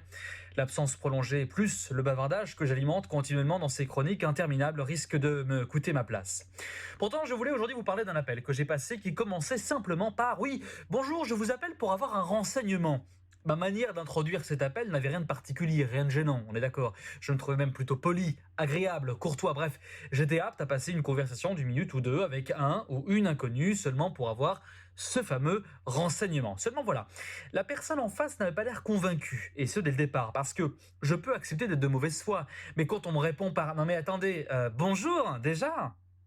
je peux avouer que le petit pincement au cœur se crée. Comme n'importe qui, j'ai compris que cet appel allait être douloureux, difficile à encaisser. Mon sourire hypocrite a disparu et j'ai rétorqué « Mais si, je vous ai dit bonjour, madame. » Oui, c'était une dame. Enfin, en tout cas, je l'imagine, sa voix me l'a indiqué. Même si on veut parfois avoir de bonnes surprises, je vous l'accorde. Bref, elle me dit « Ah mais non, mais monsieur, mais vous ne m'avez rien dit. Vous ne m'avez pas dit bonjour. » Elle aussi avait visiblement acquis que j'étais un homme plutôt bon. Nous étions donc tous les deux dans le même bateau, un bateau qui était en train de couler, certes, mais un bateau quand même. Et même si tout ça me donne le mal de mer, j'ai essayé de saisir la raison de sa colère subite, acharnée sur un inconnu comme moi. Je l'imaginais alors en train de mâchouiller un stylo, tout en m'écoutant à un bouchon bleu, dans un état catastrophique, donc que j'avais subtilement cru entendre à un moment donné. Dans cet appel, Nathalie avait donc son téléphone à la main. Elle s'appelle Nathalie, c'est évident. Sourcils froncés, je la voyais détruire le bout de son stylo bic bleu, premier prix, le torturer même. D'ici, on l'entendrait presque crier à l'aide. Ce pauvre stylo voulait avoir une vie comme tous les autres bics bleus, une vie simple, à écrire. Rendez-vous compte, c'est peut-être la mission la plus noble que l'on puisse avoir. Son seul et unique but dans la vie est d'écrire. Il voulait surtout se montrer à lui-même qu'il valait bien plus que ces pauvres stylos 4 couleurs qui se la pétaient continuellement, narguant en permanence les stylos monocouleurs. Ouais, nous on fait 4 couleurs et vous qu'une. Une vraie guerre au rayon fourniture. Ainsi Daniel, car nous appellerons ce stylo Daniel pour plus de compréhension, voyait ses copains partir un par un dans le rayon attendant patiemment son heure de gloire, et c'est ainsi qu'un mardi matin, sans s'y attendre, Nathalie attrapa fièrement le stylo pour le laisser tomber dans le caddie. Ah, s'il avait eu une main. Il aurait fait un dos d'honneur à ses bics 4 couleurs, mais comme il n'en avait pas, il n'a rien fait. Il restait comme ça dans son petit machin. Puis même s'il avait eu d'un doigt, il n'aurait tout de même pas pu, car enfermé dans son petit paquet plastique, ça aurait été compliqué. Puis je vous laisse imaginer un stylo avec une main. Ça fait peur, ça donne le vertige. Ça voudrait dire que s'il a une main, qui peut lui aussi écrire avec un mini stylo, et ça ouvre des possibilités. C'est le Inception du Super U. Mais nous en sommes pas là, car Daniel était enfin libre. Qui aurait pensé que ce pauvre petit stylo bic bleu serait un jour choisi? Oui, mais choisi pourquoi? Il traîne pendant plusieurs mois dans la trousse d'Elisa, la fille de Nathalie.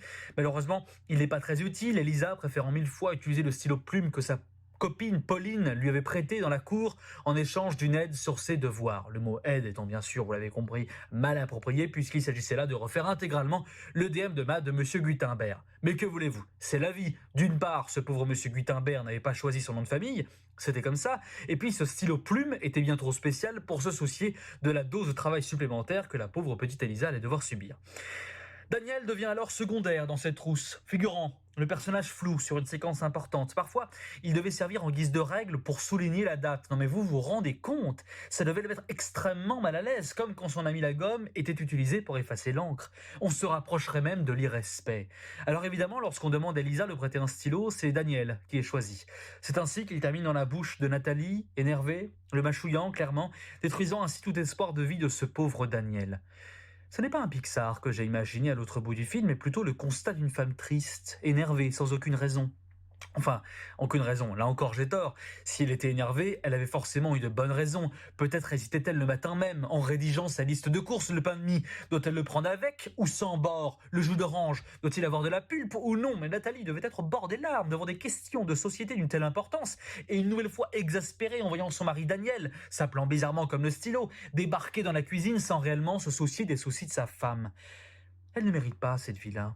Elle ne mérite pas d'être écrasée comme ça, surtout quand elle se rendra compte quelques heures plus tard que le Leclerc fermerait exceptionnellement ses portes aujourd'hui. Pour cause, la journée mondiale des grandes surfaces, une journée qui n'existe absolument pas, mais pour le gérant de Leclerc, c'était une excuse comme une autre pour pouvoir au moins une fois rentrer plus tôt retrouver sa maîtresse Daniel. Ce prénom est bien trop présent dans l'histoire, me direz-vous, et je vous rétorquerai que ce n'est pas une histoire mais un constat, le constat d'une vie qui a besoin d'aide, qui appelle au secours. Alors ni une, ni deux, ni trois, ni quatre, ni cinq d'ailleurs, j'ai pris mon courage à une main, la deuxième tenait mon téléphone, et je lui dis ce que je pensais clairement. Bravo, bravo Nathalie, pour cette force. Au quotidien, face à tous ces Daniel qui vous barrent la vie, vous méritez plus que ça, vous êtes plus que ça. Merci pour tout Nathalie, vous êtes formidable, ne changez rien. Elle a à peine eu le temps de répondre, mais je ne m'appelle pas, et j'ai raccroché.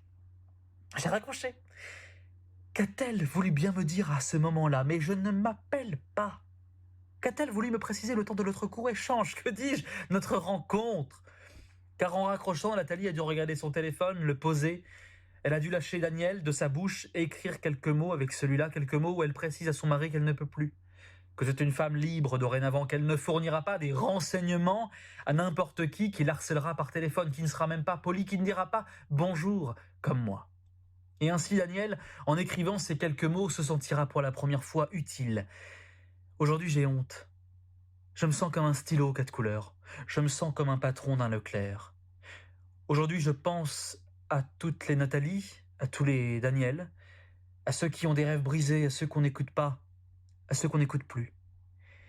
Et une fois de plus, je suis sûr que vous êtes d'accord avec moi, car au final, et ce peut-être pour la première fois, vous m'avez compris.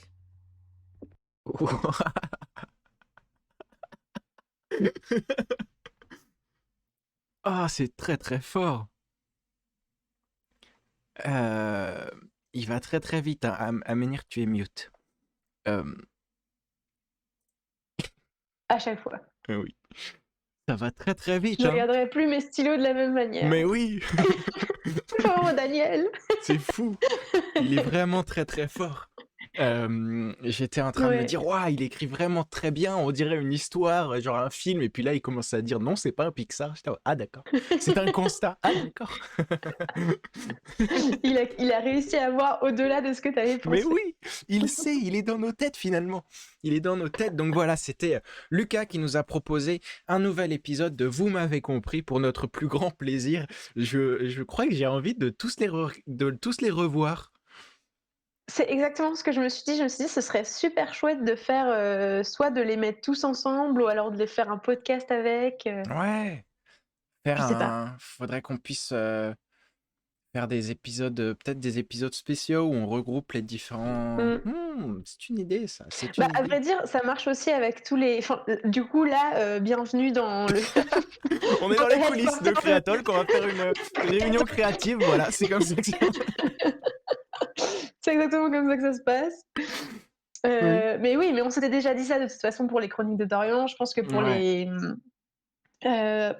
C'est pas le destin, ça peut être vachement chouette aussi. Donc, Je pense, ouais. ouais.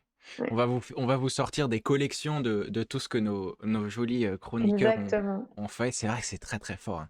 Je me suis imaginé, du coup, étant donné qu'on est dans l'épisode des westerns, je me suis imaginé un petit duel entre les 4 couleurs et les stylos basiques qui seraient dans les rayons du Leclerc. Ils parlent toujours de Leclerc. Mais ils pourraient pas, parce que comment est-ce qu'ils tiendraient s'ils ont pas de Mais main, oui, donc ils ils ont peuvent pas pas de tenir main. le pistolet. Et puis, un stylo qui a des mains, ça voudrait dire qu'il pourrait avoir un mini stylo. Non, c'est très très fort. Voilà, Lucas, qui malheureusement n'a pas pu être là avec nous, nous propose ça. Et enfin voilà, c'est juste trop fort. Il faudrait que je vous. On a les. Je suis en train de me dire, il n'y a pas le bot là qui envoie les liens. Sur le Ah, direct, mais les liens de tout le monde seront dans la rediffusion. Lucas, il fait partie d'un duo qui s'appelle les Binoclars. Je ne sais pas s'il joue encore là, mais c'est à voir. Il y a sans doute des infos sur tout ce qu'ils font et tout ce que lui fait sur son compte Instagram que vous pouvez retrouver du coup dans la description. C'est à voir, hein, clairement. et si jamais vous voulez les retrouver facilement, tous nos chroniqueurs et nos apartis sont toujours tagués sur toutes les photos, donc ils sont toujours là à Oui, chaque fois. Vous pouvez les retrouver super facilement. tout à fait, tout à fait, tout à fait. Ah, c'est quand même fort. On n'a pas de chance de pas pouvoir les avoir en direct, mais on a quand même de la chance d'avoir Ouais. des chroniques de cette qualité-là quand même et des apartés de cette qualité-là. C'est sûr. Je sais pas si est-ce que tu j'ai envie de parler d'un truc avec toi, Aménir, parce que Vas-y. donc tu sais j'ai parlé de ce coffret de John Wayne qu'on avait et qu'on regardait à l'époque. C'était pas il y a si longtemps que ça, mais est-ce que tu te souviens d'un film, je voulais parler de ça avec toi, qui s'appelle Shadow of the Eagle? C'est celui où à chaque fois il cherche quelqu'un et non, mais alors, Pour moi, ce film, c'est le ah, mais en fait, hier aussi je cherchais ce mot, c'est pas épidémie, bref, c'est le summum ouais, Dorian n'est de plus ce là, il genre peut plus nous de aider. non, C'est lui qui nous aide à trouver nos mots. les mots. On n'a plus Dorian, on n'a plus les mots. Heu, mais c'est vraiment le en fait, il y a un peu tous les clichés dans ce film-là, mais à répétition. En plus, il est long, non? Il est Je me très souviens long. enfin, je sais pas si c'est Il est très l'effet long. que ça fait. Je suis sur la page du film là, 1932, voilà, donc pour moi c'est le tout début, OK. voilà, des, de ces Ouais, des films-là, westerns, de tous ces et c'est films-là, un oui. film en fait, je savais pas, mais quand j'ai regardé ça vite fait, juste avant qu'on commence l'épisode, c'est un film qui est en 12 chapitres, qui dure 3h46. Et nous l'avons regardé, donc on regardait ça avec notre papa. Tous je pense que c'est à ce moment-là qu'on s'est un peu arrêté de faire le marathon de John Wayne. Ouais, Euh, c'était un peu le dernier. Mais maman, elle était pas là aussi? je sais pas. En tout cas, je pense qu'il y en a certains où. Bon, j'en sais rien, mais tout ça pour dire que ce film-là m'a marqué et pour moi, c'est c'est un très très bon film. Mais je Le sais, regardez pas d'un coup. voilà, ne le regardez Tous pas d'un vont coup et je mourir. saurais même plus dire de quoi il s'agit parce que pour nous, c'est un film où il y a quelqu'un qui se fait kidnapper ou attraper ou emprisonner. Euh, il y a un personnage qui va aller le ou la sauver. Ce personnage-là va se faire emprisonner et le personnage qui devait sauver va sortir. Et j'ai l'impression, mais du coup, a priori, pour toi, c'est pareil à Menhir, que c'était que ça. Des gens qui se font Mais c'est emprisonner, que ils ça. vont le chercher, ils vont le reprendre, ils vont le reprendre, ils vont le reprendre. Alors, je sais pas pourquoi moi j'ai ce souvenir-là, mais j'ai l'impression que c'est une troupe de cirque. Ouais. Parce que il y en a un qui est un peu genre habillé avec un pagne, tu sais, c'est un peu genre le gros biscotto, il me semble qu'il y a Ah un oui, oui, nain. oui. Enfin, tu vois, tu un peu ces genres de clichés du cirque, un peu genre, tu la Mmh. dame, machin et tout, et ils sont tous là et oui, effectivement, c'est très clairement ça, c'est il y en a un qui va le sauver, il y en a un qui se fait reprendre, et en fait, on va tous les uns à la suite des autres les récupérer, mais en plus, si mes souvenirs sont bons, c'est un film muet. Mais oui, oui, oui, 1939, Donc non seulement il se passe rien, mais en plus on entend enfin il y a la musique qui est toujours la même. J'ai vraiment ce souvenir de leur dire: «Mais ah, en fait, il y a un moment, il faut qu'ils arrêtent de les sauver, quoi», parce que il faut qu'il le laisse là, que c'est bon.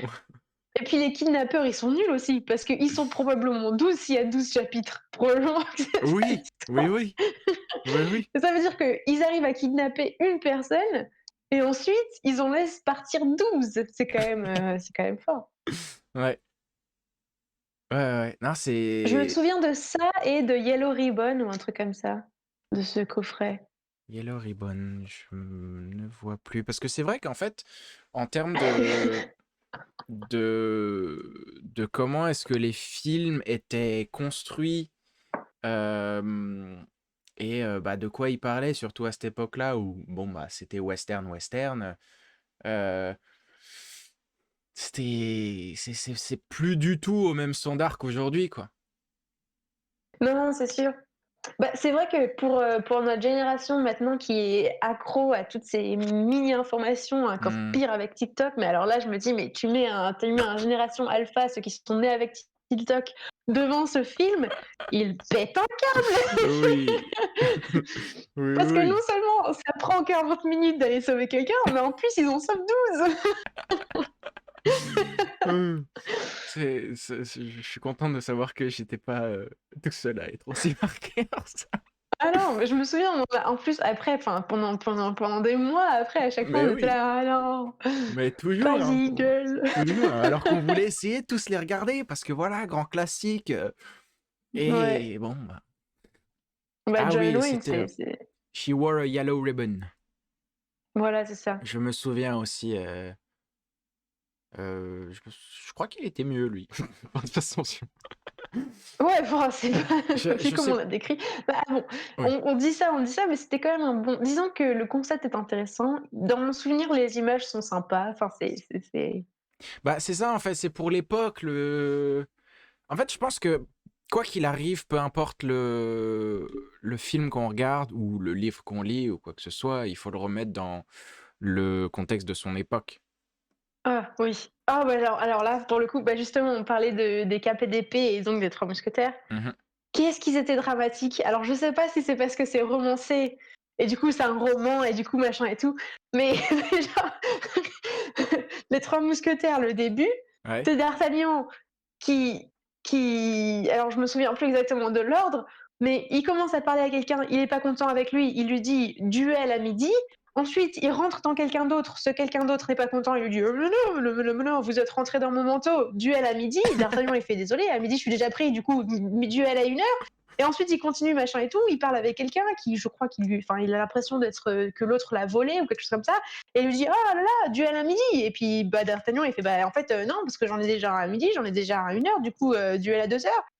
Et tu te dis: mais alors, le fait de s'être fait voler et de s'être fait mal parler, OK. C'est Mais marché il est sur son juste manteau. rentré à Porthos, c'est tout.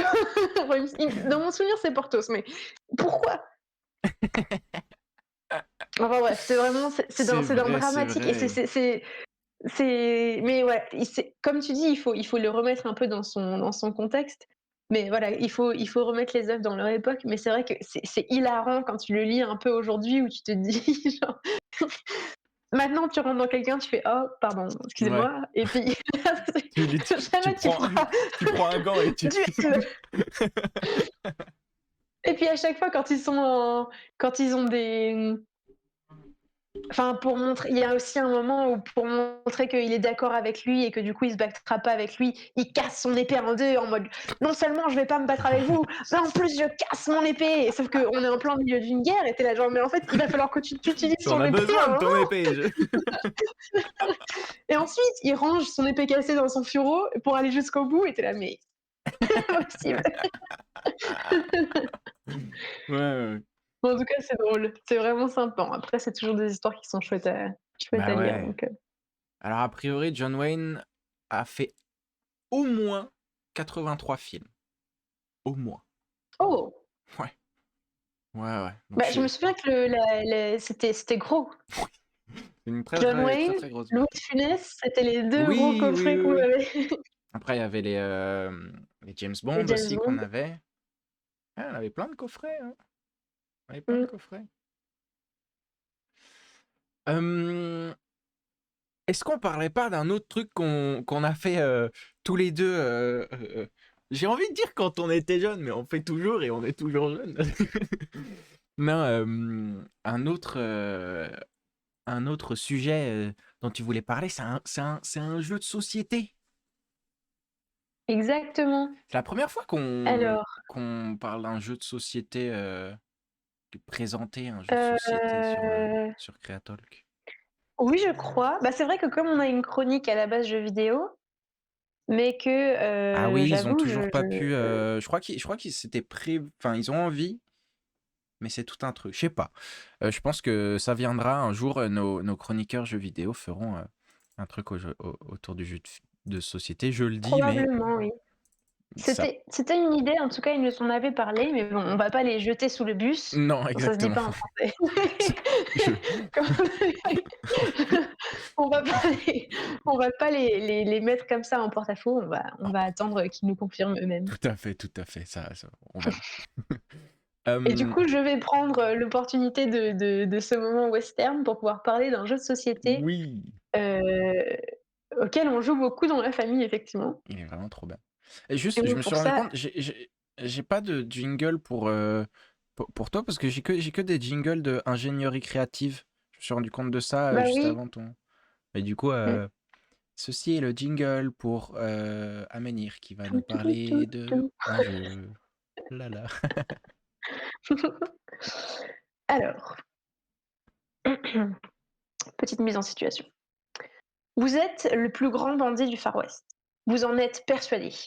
Donc quand vous entendez qu'une mallette de 1 000 $ va être transportée à bord d'un train, vous faites tout pour vous en emparer. Malheureusement, vous n'êtes pas le seul.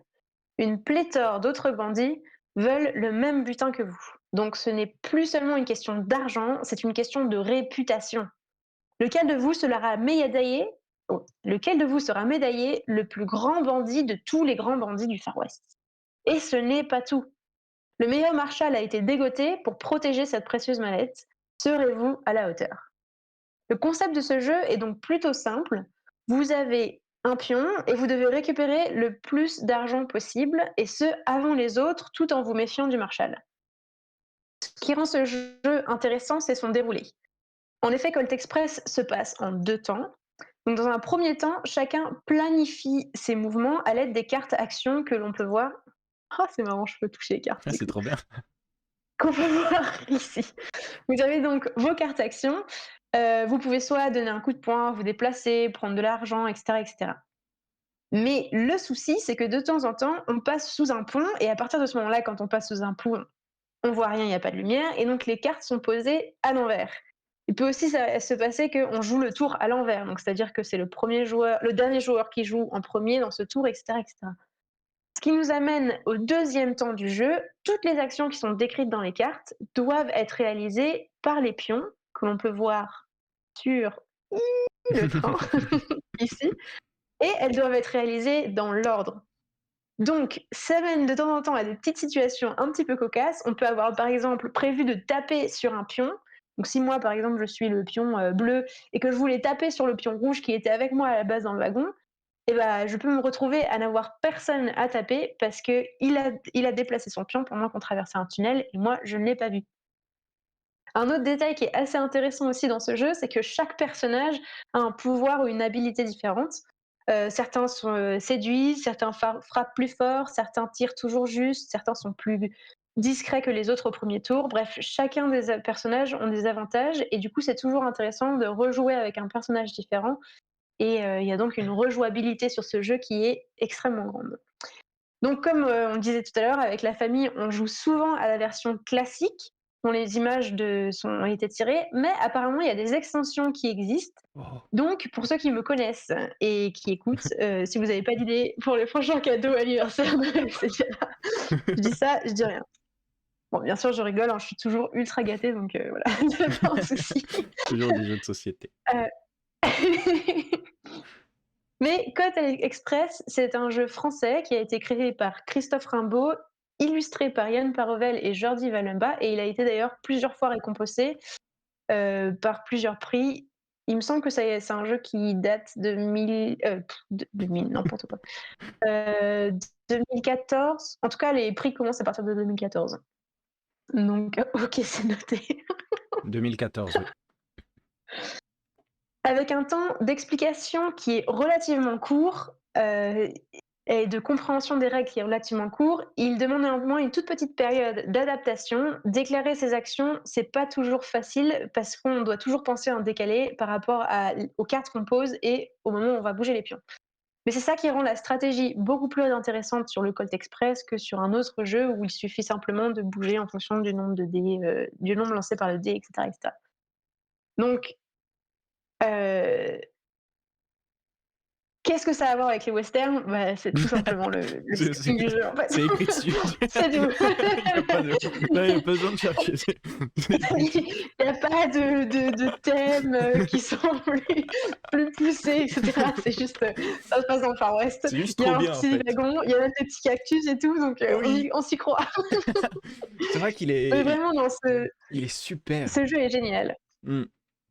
Et Ouais, ouais. donc bah, vu qu'on est tous les 2, je vais Oui. continuer d'en parler un petit peu. Apparemment sur les extensions, donc dans ce que j'ai vu, il y en a 2 différentes. Je crois qu'il y en a une où il y a des personnages différents, il y a des extensions de personnages aussi. Ah! Parce que j'ai cru voir des têtes, différentes sur les personnages, donc ça, c'est plutôt cool. Et il y a un truc avec des prisonniers, donc ça veut dire que le Marshal peut prendre des prisonniers, je crois. Et la 2e extension vraiment de jeu, c'est, il y a des calèches. Pour Donc ça venir veut à dire que tu côté peux du être train, en pour sauter dehors sur du train. waouh! Donc c'est plus en 2D, c'est en 3, enfin non. C'est déjà Oui en si, c'est en 3D du coup. ah oui, parce que tu Bah, as avant oui, c'était c'est en au 2D, bas, tu as la au dimension bas, gauche, droite droite-gauche au bas, et là, tu et peux là du coup aller tu aurais droite-gauche et puis en dehors du train, en dedans du train quoi. waouh! Sur C'est, un Y, c'est quand même, plutôt cool. le seul film que j'ai qui me vient en tête, comme ça, c'est Lone Ranger. Alors qu'il y a Ah bah plein oui tiens, d'autres on avait il y a pas plein d'autres, je films qui suis sont qui sont, j'avais heu, bien aimé. qui sont basés, Ah oui, autour d'un oui, il y a train un et Marshal, j'ai mentionné, mais c'est vrai qu'il y a un il Marshal, y a un très important Marshal, de très savoir qu'il y a un important, le Marshal. Marshal. C'est le policier un peu du train. Mais c'est vrai, j'en ai parlé justement il y a pas très longtemps de ce jeu-là. Le fait de devoir penser d'abord à toute ta stratégie par rapport à ce que tu vois devant toi. Et ensuite, de voir tout ça se créer devant toi, c'est presque genre t'écris un scénario, et puis après tu lâches Ouais, complètement les rênes, et tu laisses quelqu'un d'autre faire à ta place. Et donc très souvent, ça, genre, c'est pas exactement ce à quoi tu t'attendais, quoi. c'est ça. En fait, déjà, il y a le côté stratégie de la première partie Mm. qui est très proche de plein d'autres jeux où justement il faut prévoir quel coup on fait, machin et tout, un peu comme des échecs en avant. Donc il y a cette partie stratégie. Ensuite, il y a la partie où tu rigoles parce que c'est quand même, ça arrive relativement souvent qu'il y ait des trucs qui se passent pas prévus et du coup il Tu y a la tapes dans le vide. frustration des autres joueurs et de la tienne parfois aussi qui est quand même relativement marrante. Et la troisième chose, c'est qu'en fait il y a aussi une autre stratégie. C'est vrai que j'ai pas trop dit ça, mais en fait une fois que les cartes ont été posées, on doit bouger les pions. Mais par exemple, vous pouvez soit monter, descendre, soit aller à droite, à gauche. Souvent, c'est des actions qui sont donc pour les déplacements, par exemple, c'est droite-gauche ou en haut, en bas. Et donc, si vous, par exemple, vous vous étiez dit: «Ah, bah, j'irai dans le wagon de gauche», mais qu'en fait, il y a quelqu'un qui a déplacé le Marshall dans le wagon de gauche et que vous voulez pas aller voir le Marshall, bah, en fait, vous avez quand même cette possibilité de refaire un stratagème en vous disant: «Bon, OK, finalement, je vais aller là». Ou si la personne que vous aviez prévu de taper ou de tirer dessus finalement se déplace, bah, vous pouvez choisir si jamais il y a quelqu'un dans les environs, vous pouvez choisir quelqu'un d'autre. Donc en fait, il y a une sorte de deuxième stratégie où on n'a plus trop les moyens. C'est une stratégie un peu sur le vif. Il faut absolument qu'on décide vite, vite, avec tout ce qui se passe en même temps, qui est vachement différente en fait. Et en fait, c'est un peu, j'ai l'impression que, enfin, en tout cas moi quand j'y joue, il y a la première partie où je suis vraiment très, ok, on réfléchit bien. Là, c'est le stratège où tu vois, c'est t'arrives à ton examen, t'as révisé pour l'examen, OK? Mm. Tu sais ce à quoi tu vas t'attendre, tu as ce genre de concentration et ensuite la deuxième partie, c'est, tu as un oral et en fait, on change le sujet au dernier moment, voilà. Oui, c'est ça. Et tu C'est vraiment ça. et tu dois te débrouiller avec ce que tu as et c'est un peu cette sensation-là. Bon, bien sûr, moins stressant parce que c'est un jeu de société, hein, c'est fait pour s'amuser quand même. Mais voilà, c'est vachement chouette et enfin, moi, je trouve que c'est un jeu auquel on peut jouer une infinité de fois parce que ça va toujours être un peu différent. Ouais, ouais, ça change tout le temps. Ça change tout le temps. C'est vrai que c'est chouette de pouvoir discuter aussi de cette forme-là d'art qui est le jeu de société. Parce que c'est ce genre de... Parce que c'est clairement une œuvre d'art, là où tu parles avec Kirby et Jules, qui vont te dire, ouais, jeu vidéo, c'est complètement une forme d'art, jeu de société tout autant. Euh, et le fait d'avoir... Ça devient un objet que tu utilises et qui génère des moments, des situations, des Mmh. émotions et des souvenirs après, tu vois. Contrairement Et à bah, encore, une peinture qui peut de la même mmh manière, mais c'est-à-dire que tu vas pas t'amuser à prendre ta peinture et à faire je sais pas quoi avec, quoi, mais... Bah, alors ça, je pense du coup quand tu dis ça, je pense directement au groupe de jeux, enfin c'est une série de jeux qui s'appelle, Carte Aventura. Ah oui. Je te propose si tu peux de me montrer, alors du coup il y en a un qui s'appelle Oklahoma qui il me semble c'est sur, je sais plus si c'est sur un chasseur d'or, je me souviens plus exactement. Oh, Collection de jeux, ah!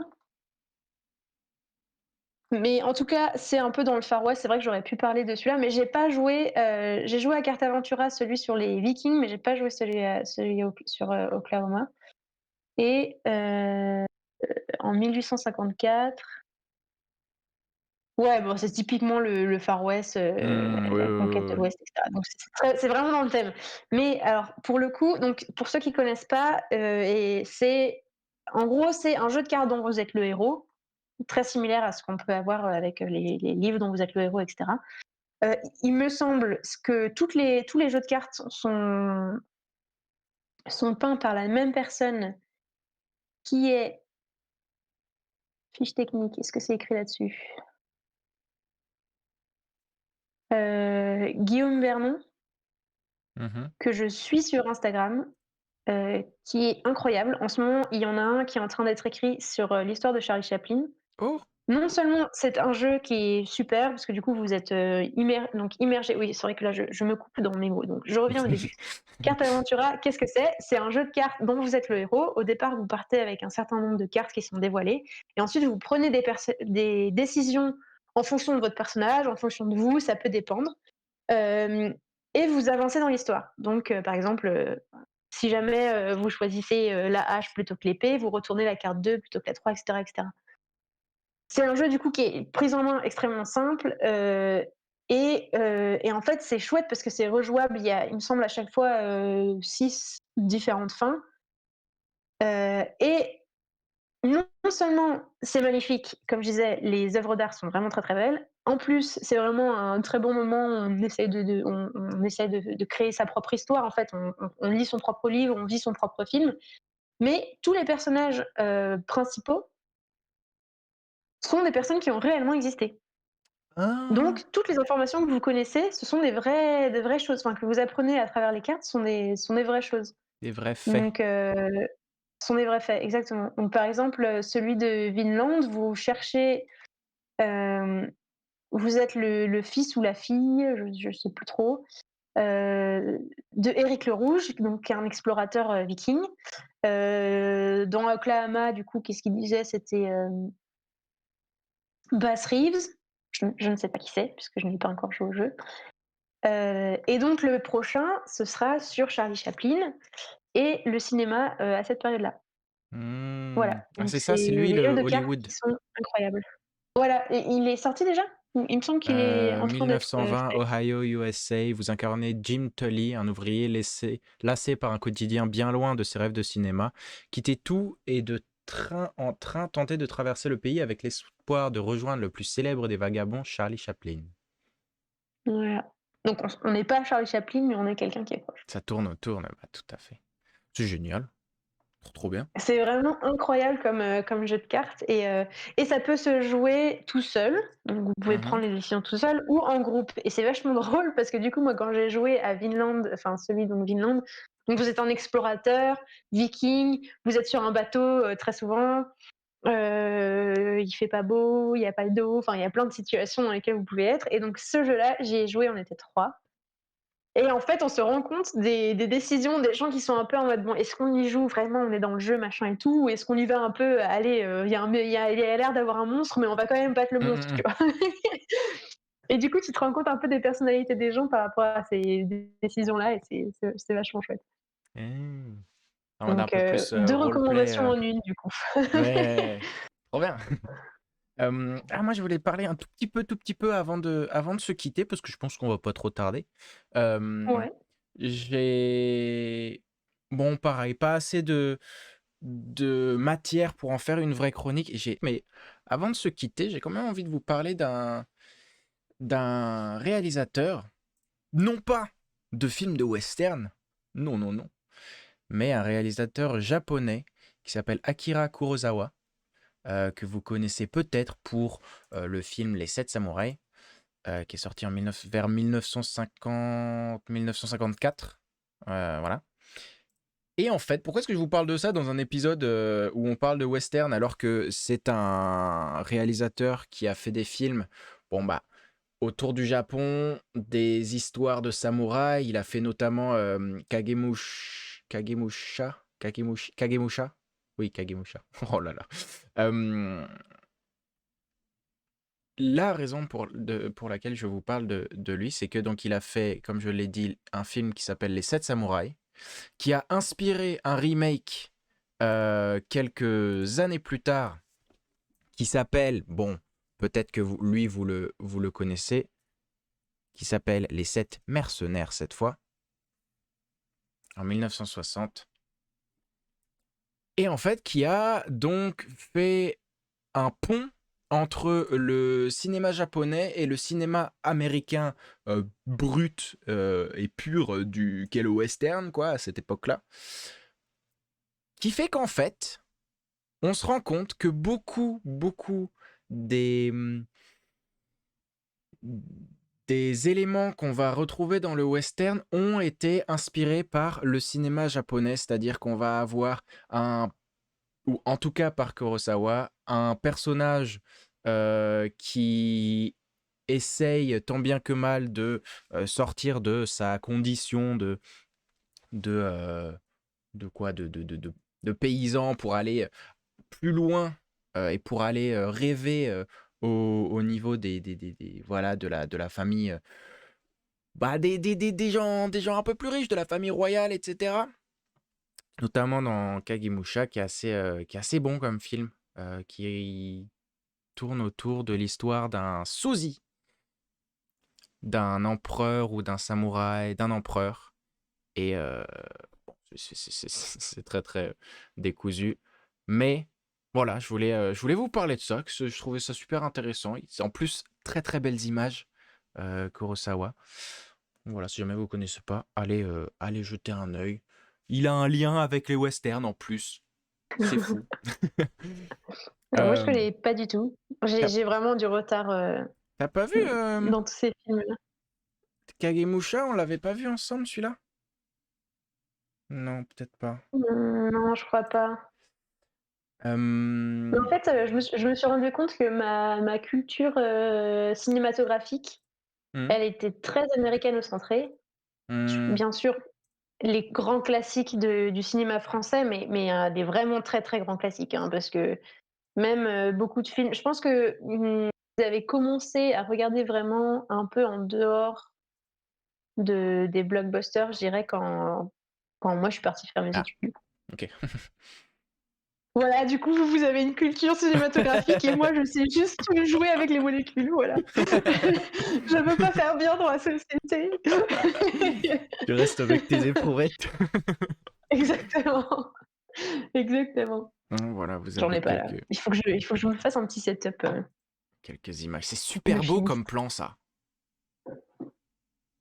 C'est un des plans qu'il y a Bah, bizarrement, ça me fait dans penser à quelque chose. Kagemusha. Tu t'es pas rendu compte. Tu t'es même pas rendu compte. Pour ceux qui ont pas la ref, Moon, film d'un très grand réalisateur et producteur et acteur, Adèle Poki, qui, Et si vous le connaissez présentateur pas, d'émission. Je t'ai même pas rendu compte. Ouais, mais c'est fou. On est inspiré par tout ce qu'on voit sans même s'en rendre compte. bah oui, c'est bon. Ouais, tu veux te faire un petit setup avec des éprouvettes derrière toi pour les...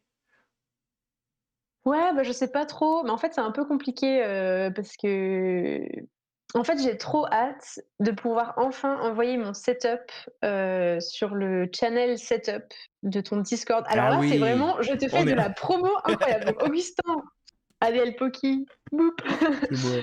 a un Regardez. Discord, qui est ultra, ultra, comment dire? C'est ultra bienveillant, c'est que des Ouais, nounours là-bas, bref. on a une Et communauté très très chouette. J'ai de la chance. exactement, exactement. Et depuis qu'il y a eu ce channel, du coup, de setup, j'ai envie de montrer le mien parce que là, le mien commence à ressembler à quelque chose. Mais en fait, à chaque fois que quand je dois filmer, je suis obligée de dire, enfin, bref, il faut que Ouais. je trouve un moyen que ce soit mieux et parce que normalement, la prochaine aparté dans Creatalk, Oui, tout c'est à fait. C'est c'est les vrai, c'est vrai, ingénieries c'est créatives vrai, dont c'est tu vrai, parlais c'est tout à vrai. l'heure. C'est vrai, c'est vrai. Pour ceux qui n'ont pas complètement suivi, donc Discord, un peu réseau social, Channel, c'est un salon textuel où on peut envoyer des photos, et Setup, c'est un peu comment on explique ça? C'est nos outils de travail, le bureau, les ordinateurs, comment est-ce que Ouais, on met tout setup, en place, quoi. c'est la disposition en fait. C'est la Disposition. disposition de votre ordi, de votre bureau, etc. Qui est très très important si jamais on veut être efficace dans le travail ou dans la Exactement, créativité. Ha, ha, ha. Dès qu'on a exactement. des outils plus performants ou qui nous permettent d'arriver plus vite au résultat qu'on veut, c'est mieux. Voilà. Pas comme par exemple mon ordinateur qui arrête pas de toutes les 5 minutes me dire You cannot run this program. Mais je ne sais pas quel est le programme parce qu'il peut pas run. Aïe, aïe, aïe, aïe. Ah ouais, il faut... Bon, Astromood va avoir du budget un jour. On pourra se permettre de... On pourra se permettre potentiellement un jour d'offrir du matériel un peu plus performant pour Ah, pouvoir au moins faire des émissions qui tiennent. Je crois que Dorian n'a pas eu trop tort en disant qu'on n'a pas eu de gros problèmes techniques, contrairement à la dernière fois où non, le c'est live s'est vrai. juste arrêté en plein milieu. Euh, mais sur ce, je pense que euh, on va terminer là-dessus. Ne, On arrive au mot de la fin.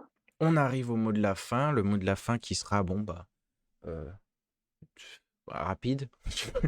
Il n'y a pas beaucoup plus à dire. J'espère que vous avez quand même, tout de même, apprécié ce qu'on a réussi à vous concocter ce soir.